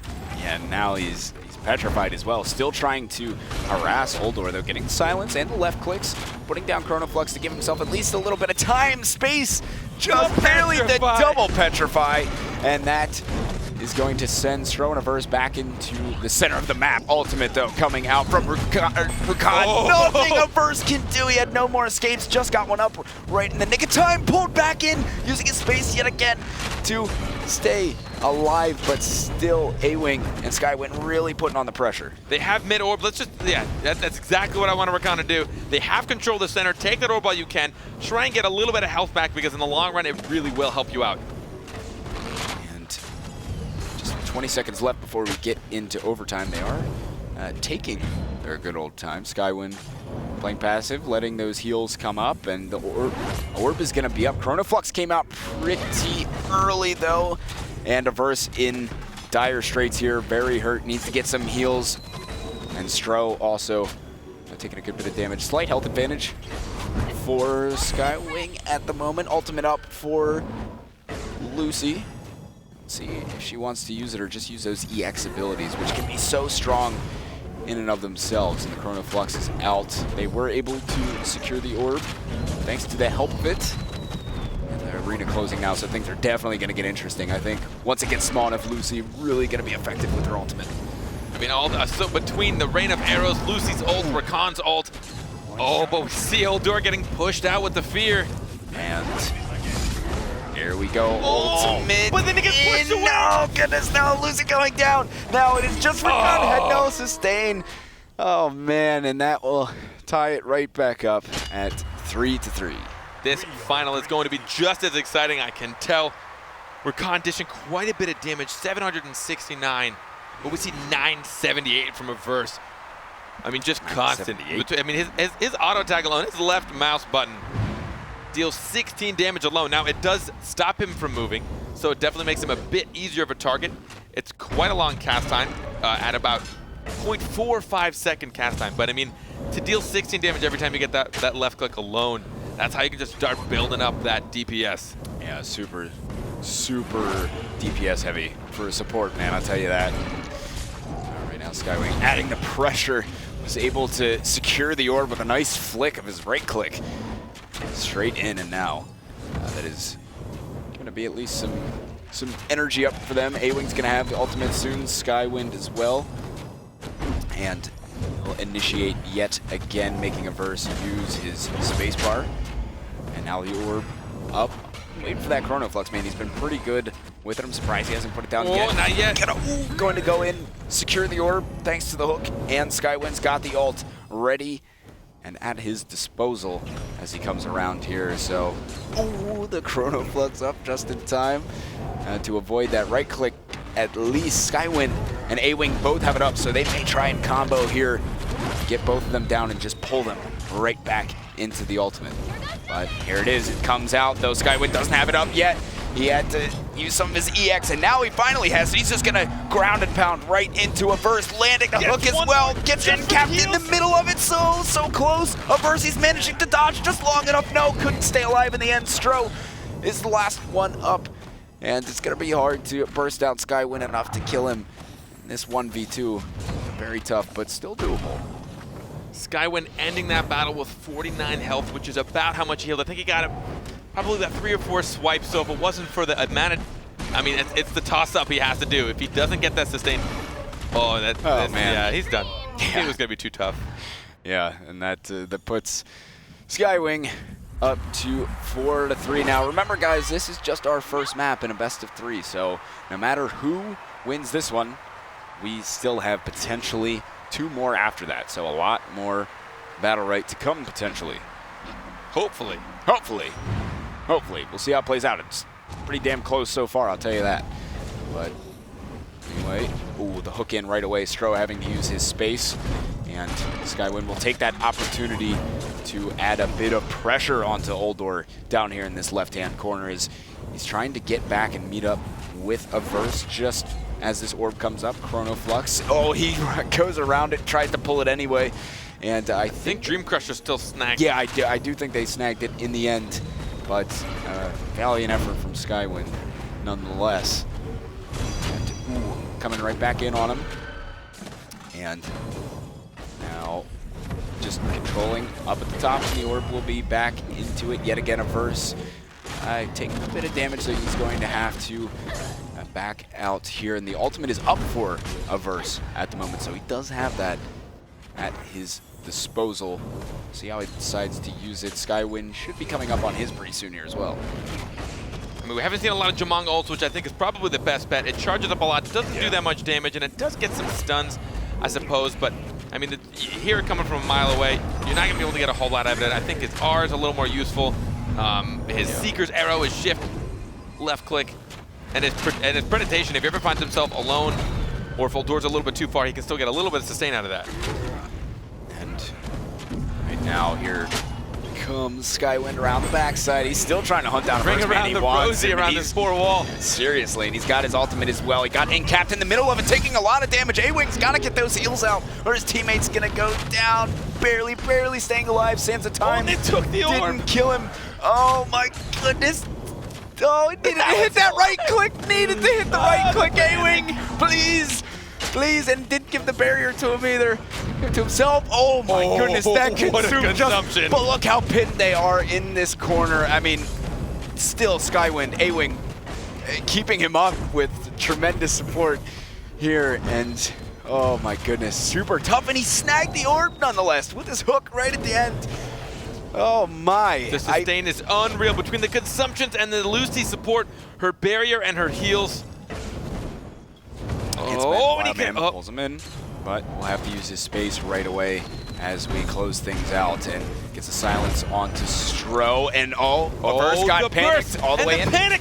He had to. Will they come back from this? Material back in. Uldor. Oh, the ultimate coming out as well. Not going to do all that much with the right click. Uldor goes down. Averse outside of the map. How did they come back from that? That was insane. I thought they were dead meat. Unreal. And somehow they come back. We saw the Rakan combo. He goes in for the Uldor with almost nothing left. He gets the silence, puts up his consumption, gets hit, cancels it so that he can get another silence on him, and then use Sinister Strike, dealing just pretty much his entire kit of damage on top of him, while Lucy's just trying to fling her little potions across the map, trying to support him somehow. Stay alive, buddy. Oh man, they have definitely gone in with a lot of momentum going into round 2. Oh man, I'm a little sweaty, a little out of breath. Got to bring it back. Losing his voice. Hopefully that'll be cool by Friday. Yeah, it's gonna sound nice and raspy by Friday. You know, it's gonna be bringing a little cracky too. Oh yeah, boys. I'm gonna be bringing soul back on Friday with the way my voice is gonna be sounding. Man, I tell you, it's gonna be nice. But man, what a What a final to that one there. I mean, that was great. Exciting match towards the very end. Yeah. That's all I can say. Hope we get some more. Yeah, I can't even right now. So we're going to see if anyone changes up their picks. I wouldn't think so. They both did really well considering on both sides.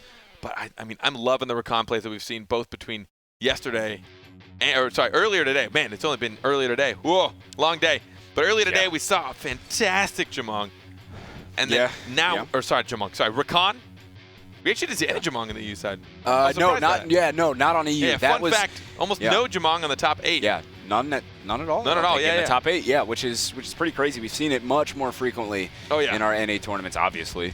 We've seen it a few more times here, but we're just about to get started into our second map of the Grand Finals. Folks, be sure to head on over to BattleRekt.com. You can sign up for our upcoming tournaments. We got stuff on Friday. We got stuff next Tuesday. You've heard me say it a million times, but I'll say it for the folks in the back. You can sign up and participate in some of this BattleRekt fun. Louder for the folks in the back. They can't Louder. hear you. Louder. They got to hear it. I don't know if you want me to get louder. BattleRekt.com. I hope you guys in the back heard that. Yeah. And I hope you all just took your headphones out.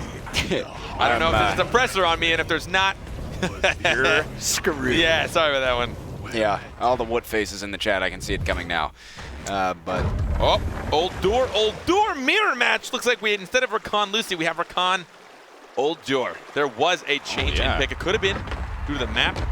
I guess maybe you can't panic too far from it. Maybe they just wanted the Old Door. Yeah, hey, that's going to really change things up a little bit here, certainly. These Old Doors can pump out the damage, that's for certain. So here we go. Right away, Stro is going to be pressured. Ooh, Stro dodging the right click just barely, pulling in a verse as well. And center orb was secured, I believe, by Stro. But Rakan coming in. He wants more of a piece of him. Oh my goodness, beautiful aim to be able to target that right click back over towards Stro on the other side of the Chrono Flux. He's giving him the jukes with those flicks. And still, he's been honestly landing a lot of the right clicks. They haven't been able to dodge much of anything. And this gets it just in time. It's the orb as well. Skywind doing quite a lot for the team so far. And A-Wing just chilling in the back there, pumping out them left clicks. Pumping out them left clicks. Did you see? I mean, we've seen Rakan land so many of these Shadow Bolts. They deal 26 damage, and they deal 30 if his weapon is charged, which, as we've seen this pretty frequently. But now Old Door getting pushed away. Ult to escape. Oh, never mind not to escape. No, he's in so much trouble. Skywind is going to have to come in, attempt to save the day, but he's just hanging on by the skin of his teeth. He'll be able to pick up one orb at least and maybe buy enough time to heal himself up. So Skywind at least doing a good job of distracting so his teammate can get some health. He has the ultimate up now as well. Petrify right away by Stro, shutting that down. And he will have wasted most of it. A-Wing still struggling back there to get the health. And they were fortunate enough to secure the center orb, but health advantage definitely in favor of Stro and Averse for the time being. We're looking at Stro with 430 damage and Averse with 532 already this round. I mean, that's just obscene. Well, A-Wing with 316, a little bit less, but they still are managing to come. Oh, Rakan! Ooh, no, being taken down right at the end. A-Wing trying to come to the rescue. Jumong gets taken out of it. Here it is, Old Door v. Old Door as we come down to the wire. But man, A-Wing still so hurt. He needs time to give himself heals. Put the Chrono Flux down just so he can stay alive. Dodging like crazy. The jukes are real from A-Wing. Still landing those right clicks. Oh, there we go. Just as he got the ultimate too. Couldn't survive quite long enough, and Stro's gonna get the better of that 1v1. The Sands of Time Chrono Bolt combo. We do see more damage from Dream Crushers overall, but Skywing able to come out on top of that. I mean, the silences from Rakan really do interrupt a lot of things. He gets those quick bursts, he pulls them in, gets the silence, they get a little bit on him, and now with Old Door on, for A-Wing playing Old Door, getting those combos, I mean, again, you get the 10 damage for your left click, and it after 3.5 seconds, it triggers for 12, but if you can hit them with your shift left click, it deals 16 damage and consumes Sands of Time immediately. You're talking about some quick damage there, some burst, and talking about some quick draw McSand. Yes, quick draw McSand, exactly. Coin that term right now. As we do have the orb up. Stroh's going to put that Chrono Flux down. Averse just trying to avoid as much as he can. Averse and Stroh were able to get that center orb as well. They're a little bit stuck down in the bottom half here. Just Chrono Fluxes everywhere. And now they're going to re-engage just as this orb is coming up. Averse dodging the right click from Skywind just barely. Oh, the Chrono Flux to keep the orb out of his range. That was beautiful. And they're going to take control of this center here as they try and rework their way around Averse and Stroh. Big health advantage here yet again. You see them dedicating those Chrono Fluxes to secure the orb. You might be losing 25% energy, but then you're gaining it right back, and then on top of it, you're getting 10 max health and 10 current health. Oh, Skywind so hurt, needs the heals, needs more heals, can't get him enough from A-Wing. It bursted down beautifully with, you know, the various just sands of time from Stroh, and they really chunked him, and that will now give a 2-0 lead for Dream Crushers, attempting to try and get back a map here to send it to a third and final. Swapping to Old Door doesn't seem to be working too much for them. I'm surprised they didn't stick with the Lucy combo. Granted, they did eke it out at the very end. It did seem to work well for them. I guess maybe he's a little more confident with Old Door, particularly on this map compared to Lucy, but you still would have had the panic, still would have had some good ults. I mean, you can't really, I mean, when you pin people into the outside corners, you can definitely kind of corridor them. The middle is very large, though. Absolutely is. And both these guys, I love their use of the Chrono Flux to secure the center orb, which is that extra protection of Verse, taking so much damage already. They're just diving right on top of him. He can't do enough to get away. Pulled back in just as he thought he was getting out of there. Just the burst, unreal, all over him.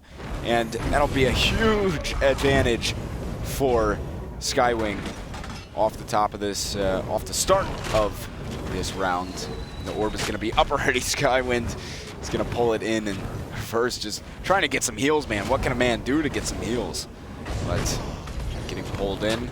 Stroh, he's going to have to space bar out of there. Skywind is going to have the ultimate up soon as well, so that could spell some trouble. Stroh is actually, oh my god, the Chrono Flux was keeping him away from Averse for a bit. He just had to sit back, and this is now dodging the Sands damage as well. Orb is up. They have Chrono Fluxes everywhere. We got more than we know what to do with. But Skywind chunking down. He has the ultimate. Could send this one in. But just about even in health as well. Averse Stroh slightly ahead, just barely. But still the only ultimate up on the table. Skywind for the time being. The orb is secured by A-Wing and Skywind, so give themselves a little more energy. And they're just playing this one slow. 20 seconds left before we head into overtime. We see slightly different builds from each Old Door. A-Wing going with Shared Fate in round 3, causing a Sands of Time to deal 12 area damage when the effect actually triggers. While Stroh goes with Rewind, Rejuvenating Sand hits accelerate a target's ability to cool down by 6%. Here it is, ultimate out from Skywind, pounding Averse with it, right clicks for days, and he wants to try and get the center orb with this as well. I believe Stroh may have been able to grab that just barely at the end, and he is trying to get out of dodge. Only 55 health left, just using that Chrono Flux for safety. Time being, takes a big right click from Skywind though, just as the arena is closing. It's going to make this even more difficult. Has to space away. He does have, actually doesn't have an ultimate, but A-Wing used his to send his teammate on in, doing everything he can to stay alive, but this is going to be it for Stroh. Getting around back is Skywing here, 2-1. That initial burst on Jamong really turned the tide to this game. He immediately, right off the bat, was brought down to like a quarter health. Struggled a lot to be able to try and come out of that one. He just couldn't get the recovery. They tried to get center orbs. They tried to recover max health. For those of you that don't know, essentially, once you've lost 40 health total, your max health then starts to chunk down with you. You can heal back up to only 40 health from there. So if you lose 80, you've now lost 40 off of your max health. So you can pick up the green orbs and the center orb to try your best to recover. But Jamong lost so much early on, it was just a little too difficult. It's a very important mechanic to understand for anybody that's newer to BattleRekt. Very, very important mechanic to understand and utilize. So right away, though, man, A-Wing just getting crushed by damage. It's him and Oldor over there going at it, but still just right off the bat got chunked down pretty hard, and he's only left with 92 health that he has to work with, so really gonna have to play conservatively here. He just continues to get chunked, and in the root as well. Meanwhile, Skywind trying to get in a little bit. Averse and Stro playing super well though so far off the start of this one. I mean, they're really just sticking together. You see Rakan going in all alone after A-Wing had difficulty not taking damage. He was up on the top, getting pinned down by Stro. But then once you see Skywind going all alone, he took a lot of damage, trying his best to do 2v1, but you know, I don't think he has that much AoE damage to try and deal with that without his ult. And speaking of ult, Skywind is going to have his soon as he actually tries to jump in. He'll be harassing Stro for the time being. And actually, oh my goodness, A-Wing so hurt, really needs some help. Hanging on by the skin of his teeth, finally got himself healed up, but no, Averse stayed strong on him and was able to get the left click to end it. The ultimate's out, rooted, stunned, all sorts of things, the whole kit and caboodle.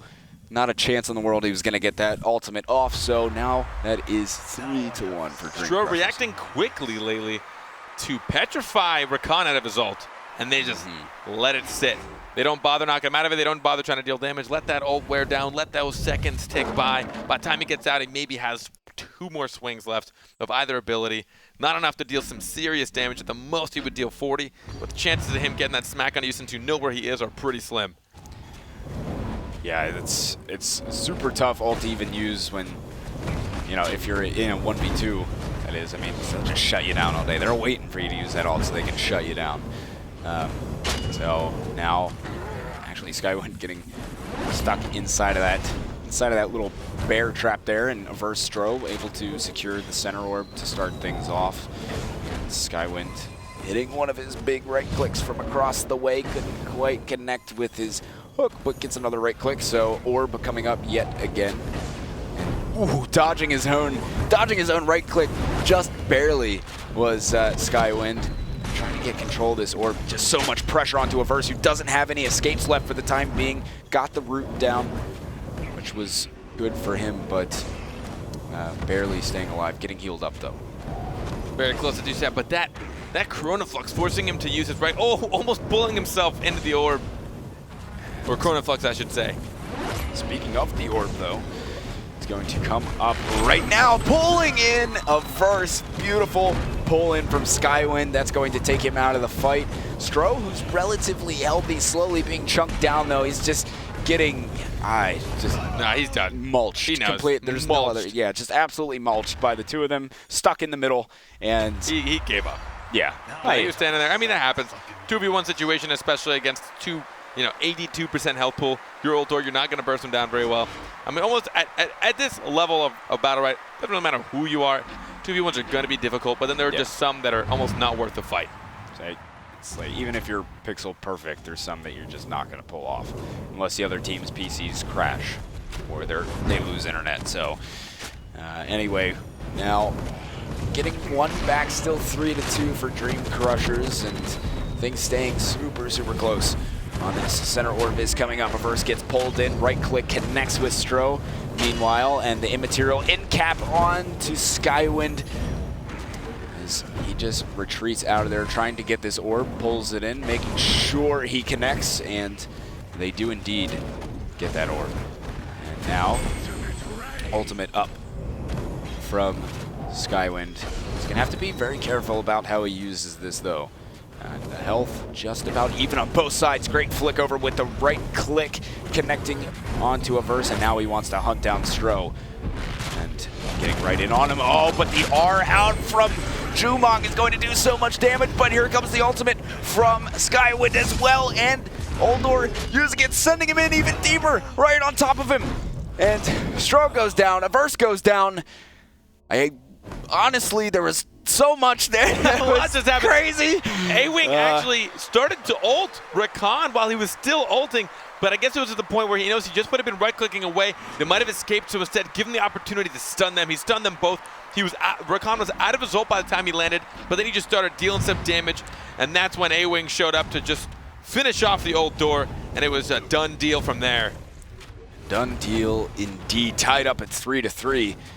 A-Wing and Skywind doing a good job of getting themselves back into the game here, certainly, as Skywind still spending a lot of his time harassing Stro, but now changing his focus. Oh, beautiful right click to whip around to Holdor, and must try and get this center orb. Indeed will secure it, and pulling in Stro yet again. He's had his number. He's hitting these poles and right clicks left and right, really.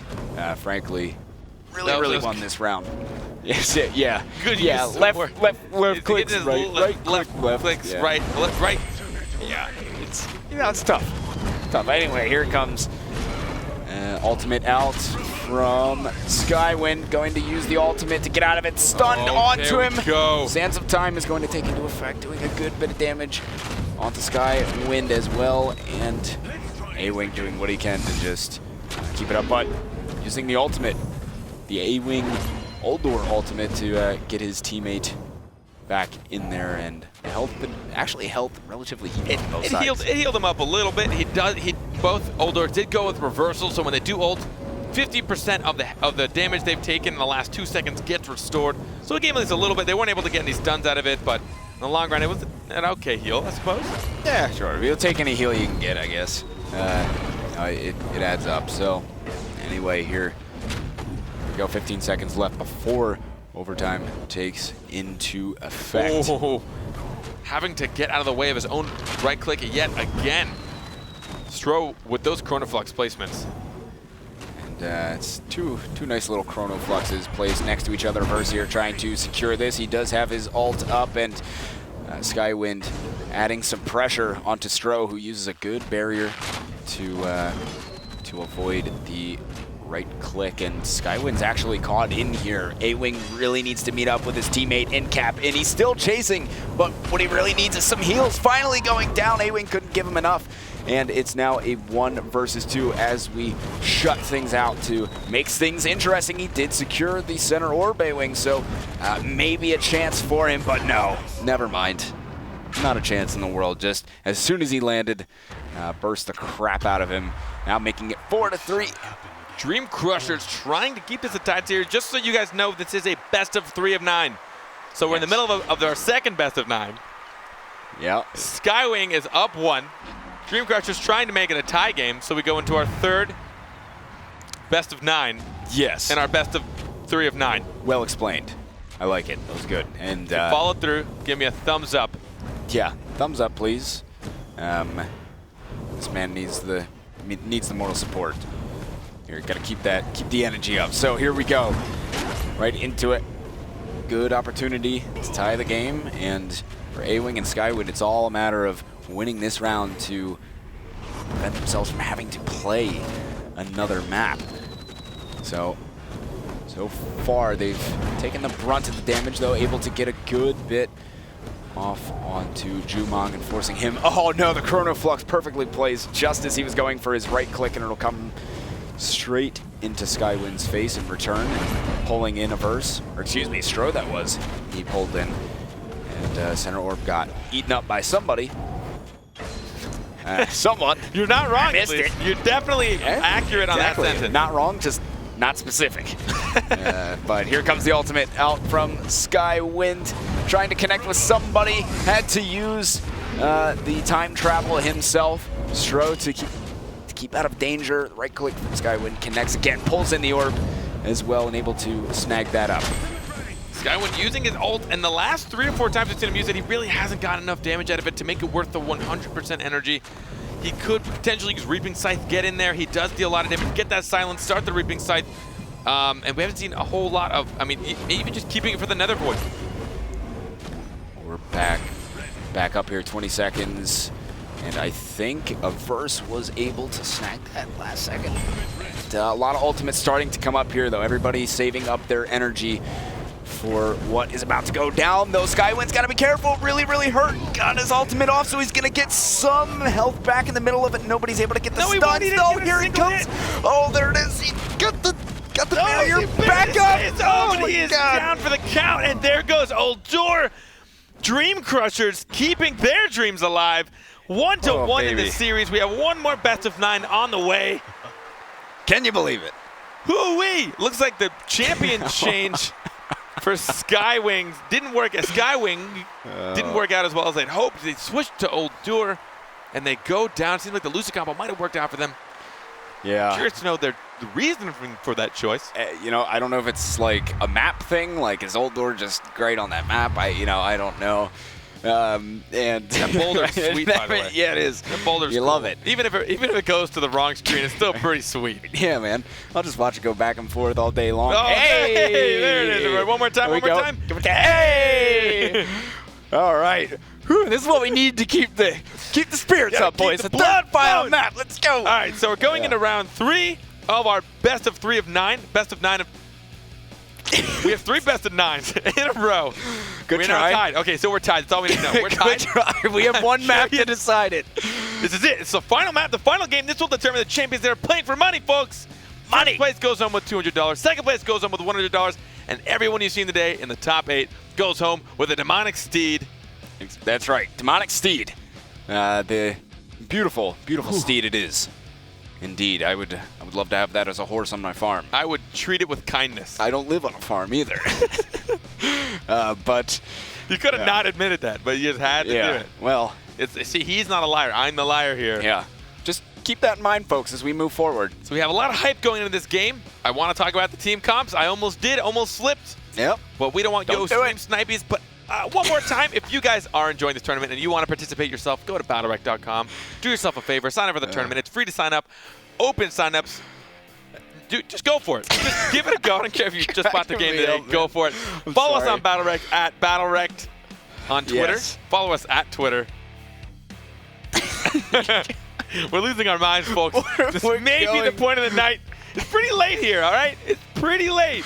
Oh, we're going to lose. Follow us on Twitter at BattleRekt, but we're about to go into the game. Twitter, Check do out the it. team comps. And they go back to the Lucy Rakan, and we Oh still my see God. Uldur What do you- Jamong. What do you know? I mean, it's what they went with first time, and it worked great for them. And, you know, we'll see. We'll see if they can pull this out. If not, the Dream Crushers truly have become the Dream Crushers. If they can pull it off. Or Yeah. they're just dreamers. Yeah, and trying not to be crushed themselves, living through their own All right, we're done. name. Yeah, Go okay, back. I tried. Go back to the game. We're done. All right, so anyway, third and final map, folks. This is the grand finals of the BattleRekt NA one-off 2v2 number 1. This is part of our inaugural season, and this is all come down to this. So, let's see who's going to grab that orb. Looks like Averse was able to snag it up in the end, and getting pulled in is Stro. Got the barrier from his Lucy, though. Meanwhile, up top, you do have A-Wing, who's trying to avoid Averse as much as possible. Doing a pretty good job of keeping up the jukes, though. Just gotten rooted, and Uldor is going to time travel himself all the way around, and now they're just separated. Averse and Stro separated, as Averse now is starting to get pounded, gets his ultimate off onto Skywind, does 30-some damage and gets the stun as well. But Lucy in a bit of trouble here, gets petrified. He's got to be careful coming out of this. Sansa Time is just going to eat her up, does have the barrier to work with, and the orb will go to the side of Averse and Stro. Stro has somehow gotten some health back. He was in a 1v1 situation against Rakan, and Rakan just kept dealing quite a lot of damage. I mean, he just outdoes him, and a lot of his... Oh, here we go. The ult's going to come. The ultimate coming out. And now the stun. I love it. Look at this, though. Rain of arrows. The Toxic Goo trying to do something, unable to do it. And Lucy, we've seen before, unless she can really get Averse quickly here and do something magical, I don't think it's going to... Yeah, no. I mean, I only find this funny. I mean, it's technically called crippling goo, but the fact that the word goo... Either way, What did I say? Toxic goo? I mean, you're not wrong. It's a bunch of toxic goo. Yeah, it's goo. But to dramatically say the word goo is something I didn't think I'd ever have to do. It definitely takes a little bit away from the epicness of a crazy Lucy ult. It's amazing. Here comes the goo. Here comes the goo. It's amazing. It's great. Crippling goo. Crippling goo. I gotta remember it. These things. I tell you, man, I'm losing my mind. I'm losing it. Slowly. I'm going mad. But anyway, it's 1-0. Dream Crushers taking the first round in our third and final map. And this is a good one, folks. We're in for it. So as we see, going into our second mid-fight, so to speak. just a little poke-a-doke. Nothing too much though. A-Wing. We're losing our minds. We really are.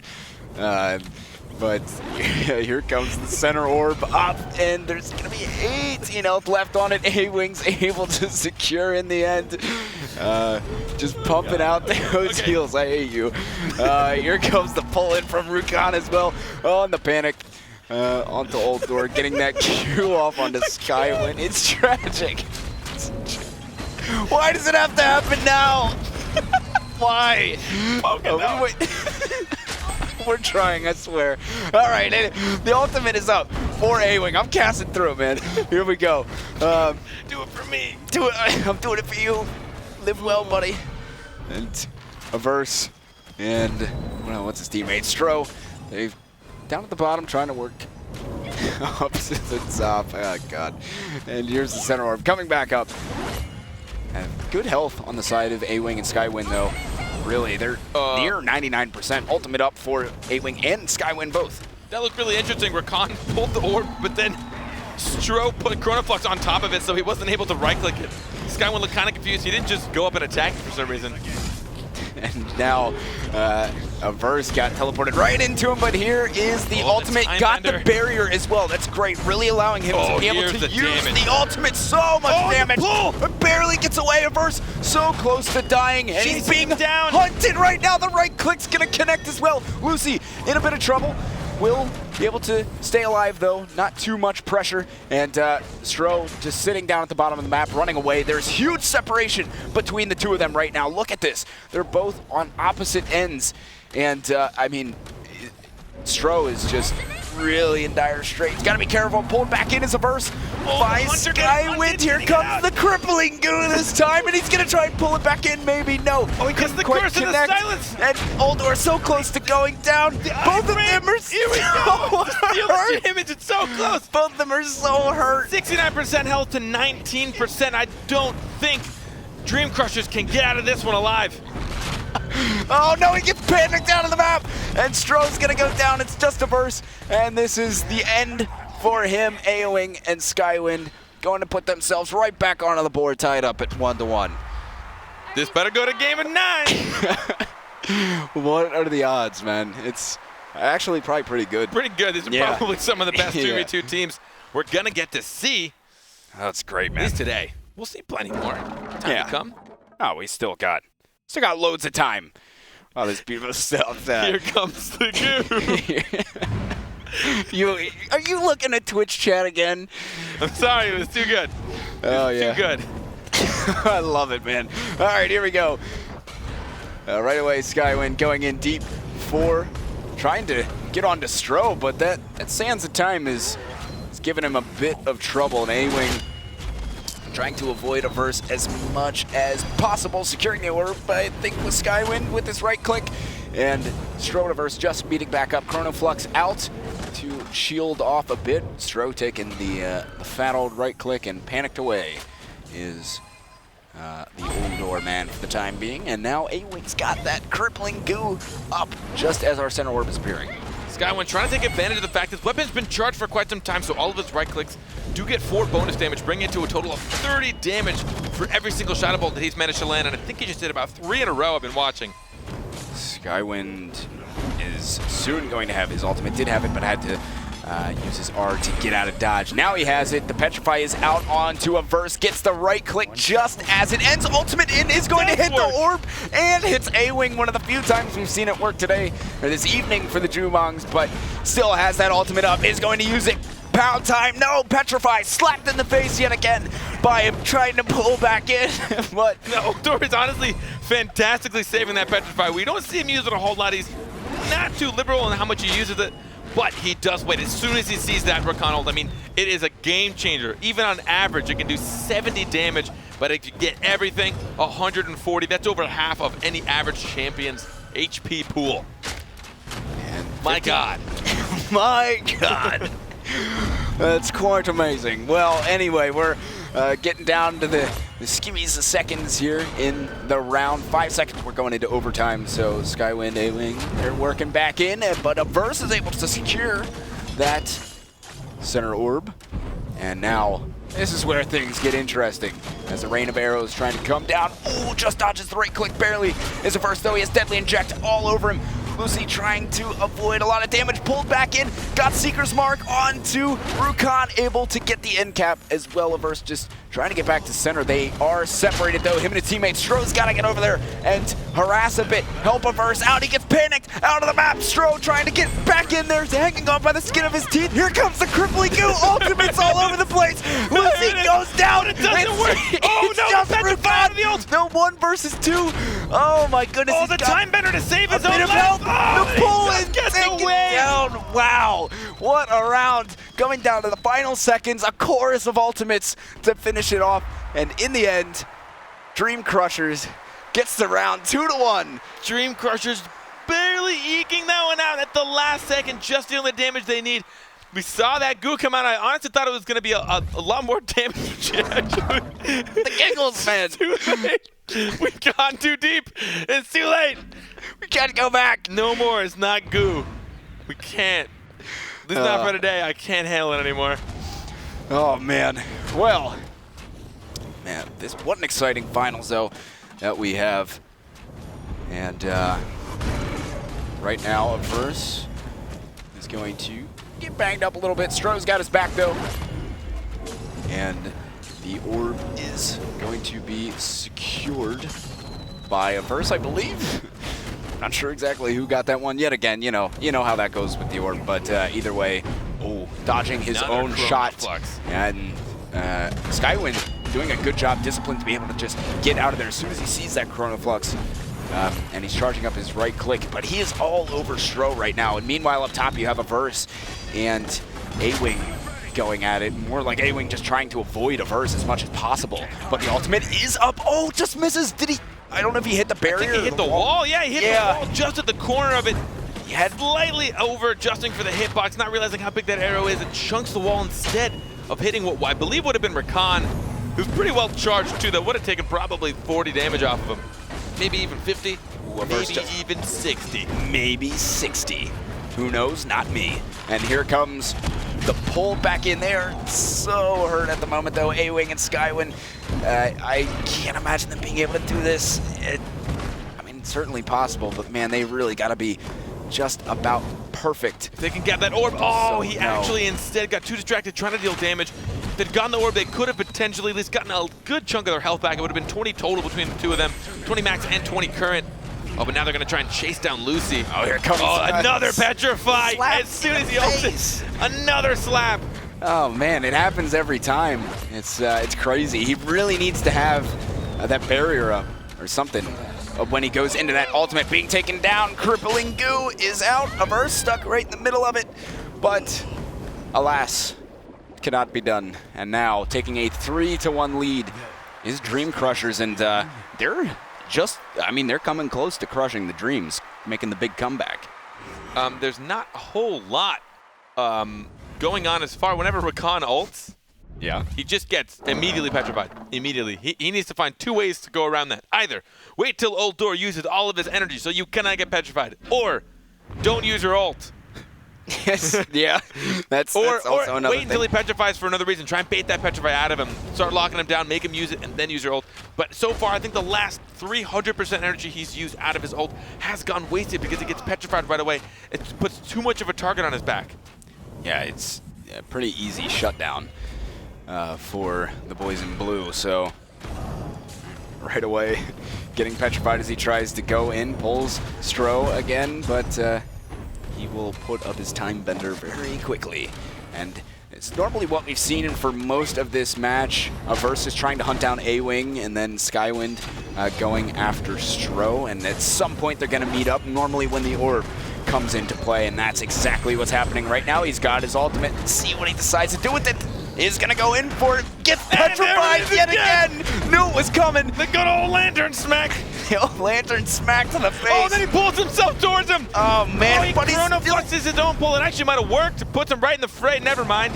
He's out of there. He is out. But, man, you know, he's got to think about some of these ultimates. Getting shut down every single time. And the right click couldn't connect with Stro from Skywind.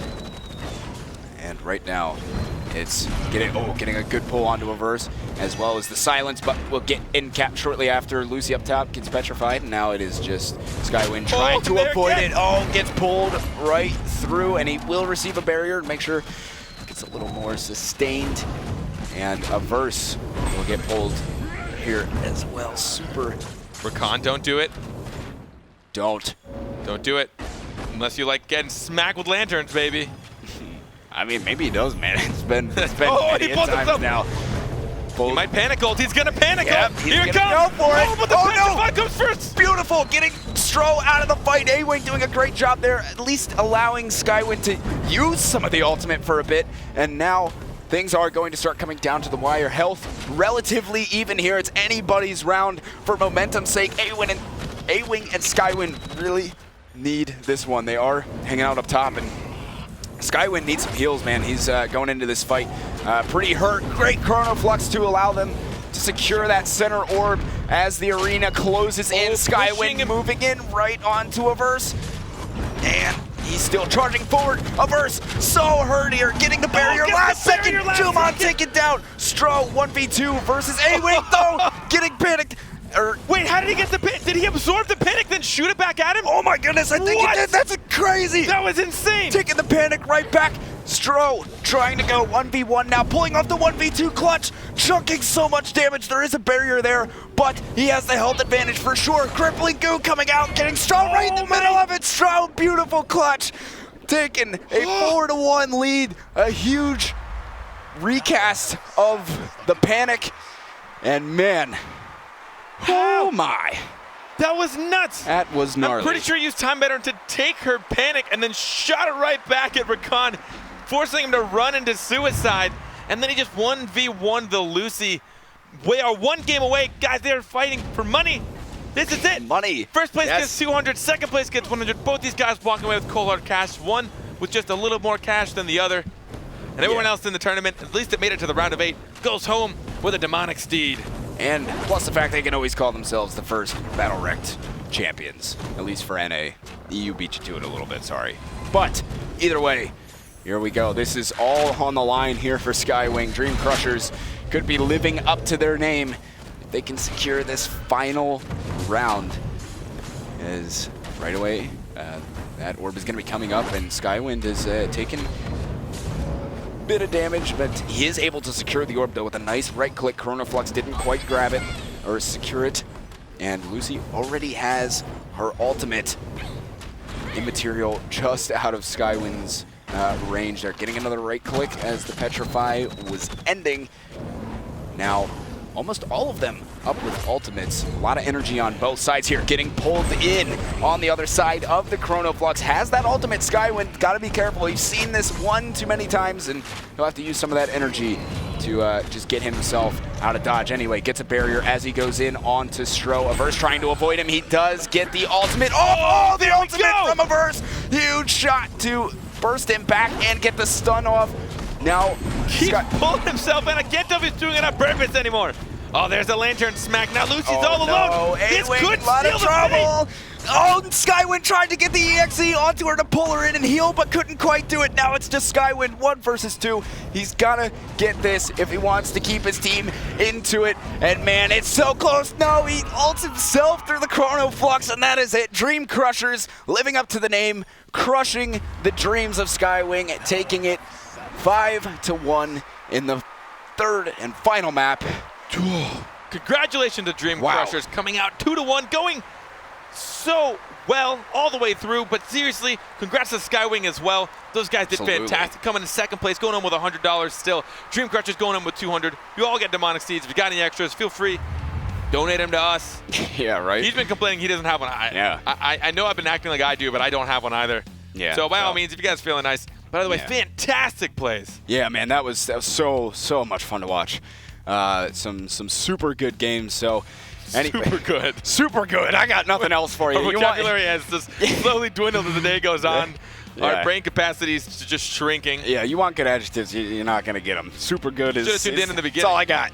Yeah, really, it's all I got for you at this point. So anyway, guys, it has been a crazy day. If you want to participate in this yourselves, in the future, like Friday or next week or any other time, you can go ahead to BattleRekt.com and sign up for our upcoming tournaments. We got all sorts of them, 3v3, 2v2, whatever your little heart desires. And you can also follow us on Twitter, us personally. I'm myself, Gex and Carpet, or you can go ahead and hit up our official BattleRekt Twitter at BattleRekt, as you see there on the screen. So, man, it has been just a crazy day. An awesome day, though. It honestly has. And for those of you tuning in the future, remember, we will be trying to alter the rules a little bit through the remainder of this month and all of our one-off tournaments. Definitely nothing too crazy, but just enough. And for those of you that want to tune in the future, check out our broadcast schedule. We're going to bring that up for you really quick, just so you guys understand. We do broadcast Tuesdays and Fridays for both EU and NA. So for those of you early NA Rise in China, you get to watch us twice. And for those of you early, I guess this is Rise in China's for EU as well. It's like early for them, right? Yeah, sure. Yeah, I should know this. Yeah. My time conversions are pretty atrocious. But, yeah. I only know the times of America. That's about it. I'm pretty awful. I'm an awful human being. We're great. We're great. Yeah. So definitely check out our broadcasts. We got all sorts of good stuff. You know, as you saw today, it was a fun time, man. Honestly, it was a lot of fun. You and NA both brought it to each other. Yeah. They brought it to us. We got to see some fantastic games. I hope you all enjoyed it. Seriously, thank you guys for tuning in. Yeah. Anyone that was here earlier, if you're here for both, double thank you. Yeah, seriously. Thank you guys. Really, really appreciate it. Thanks also to GGN for hosting these tournaments and helping us out in that department as well. And thank you from us here at BattleRekt. And thank you to our lovely producer sitting over here behind the camera. He's been so great. I mean, doesn't really do that much. That's why we're not paying him. That's about it, though. Yeah, we'll see you guys next time. See you guys next time.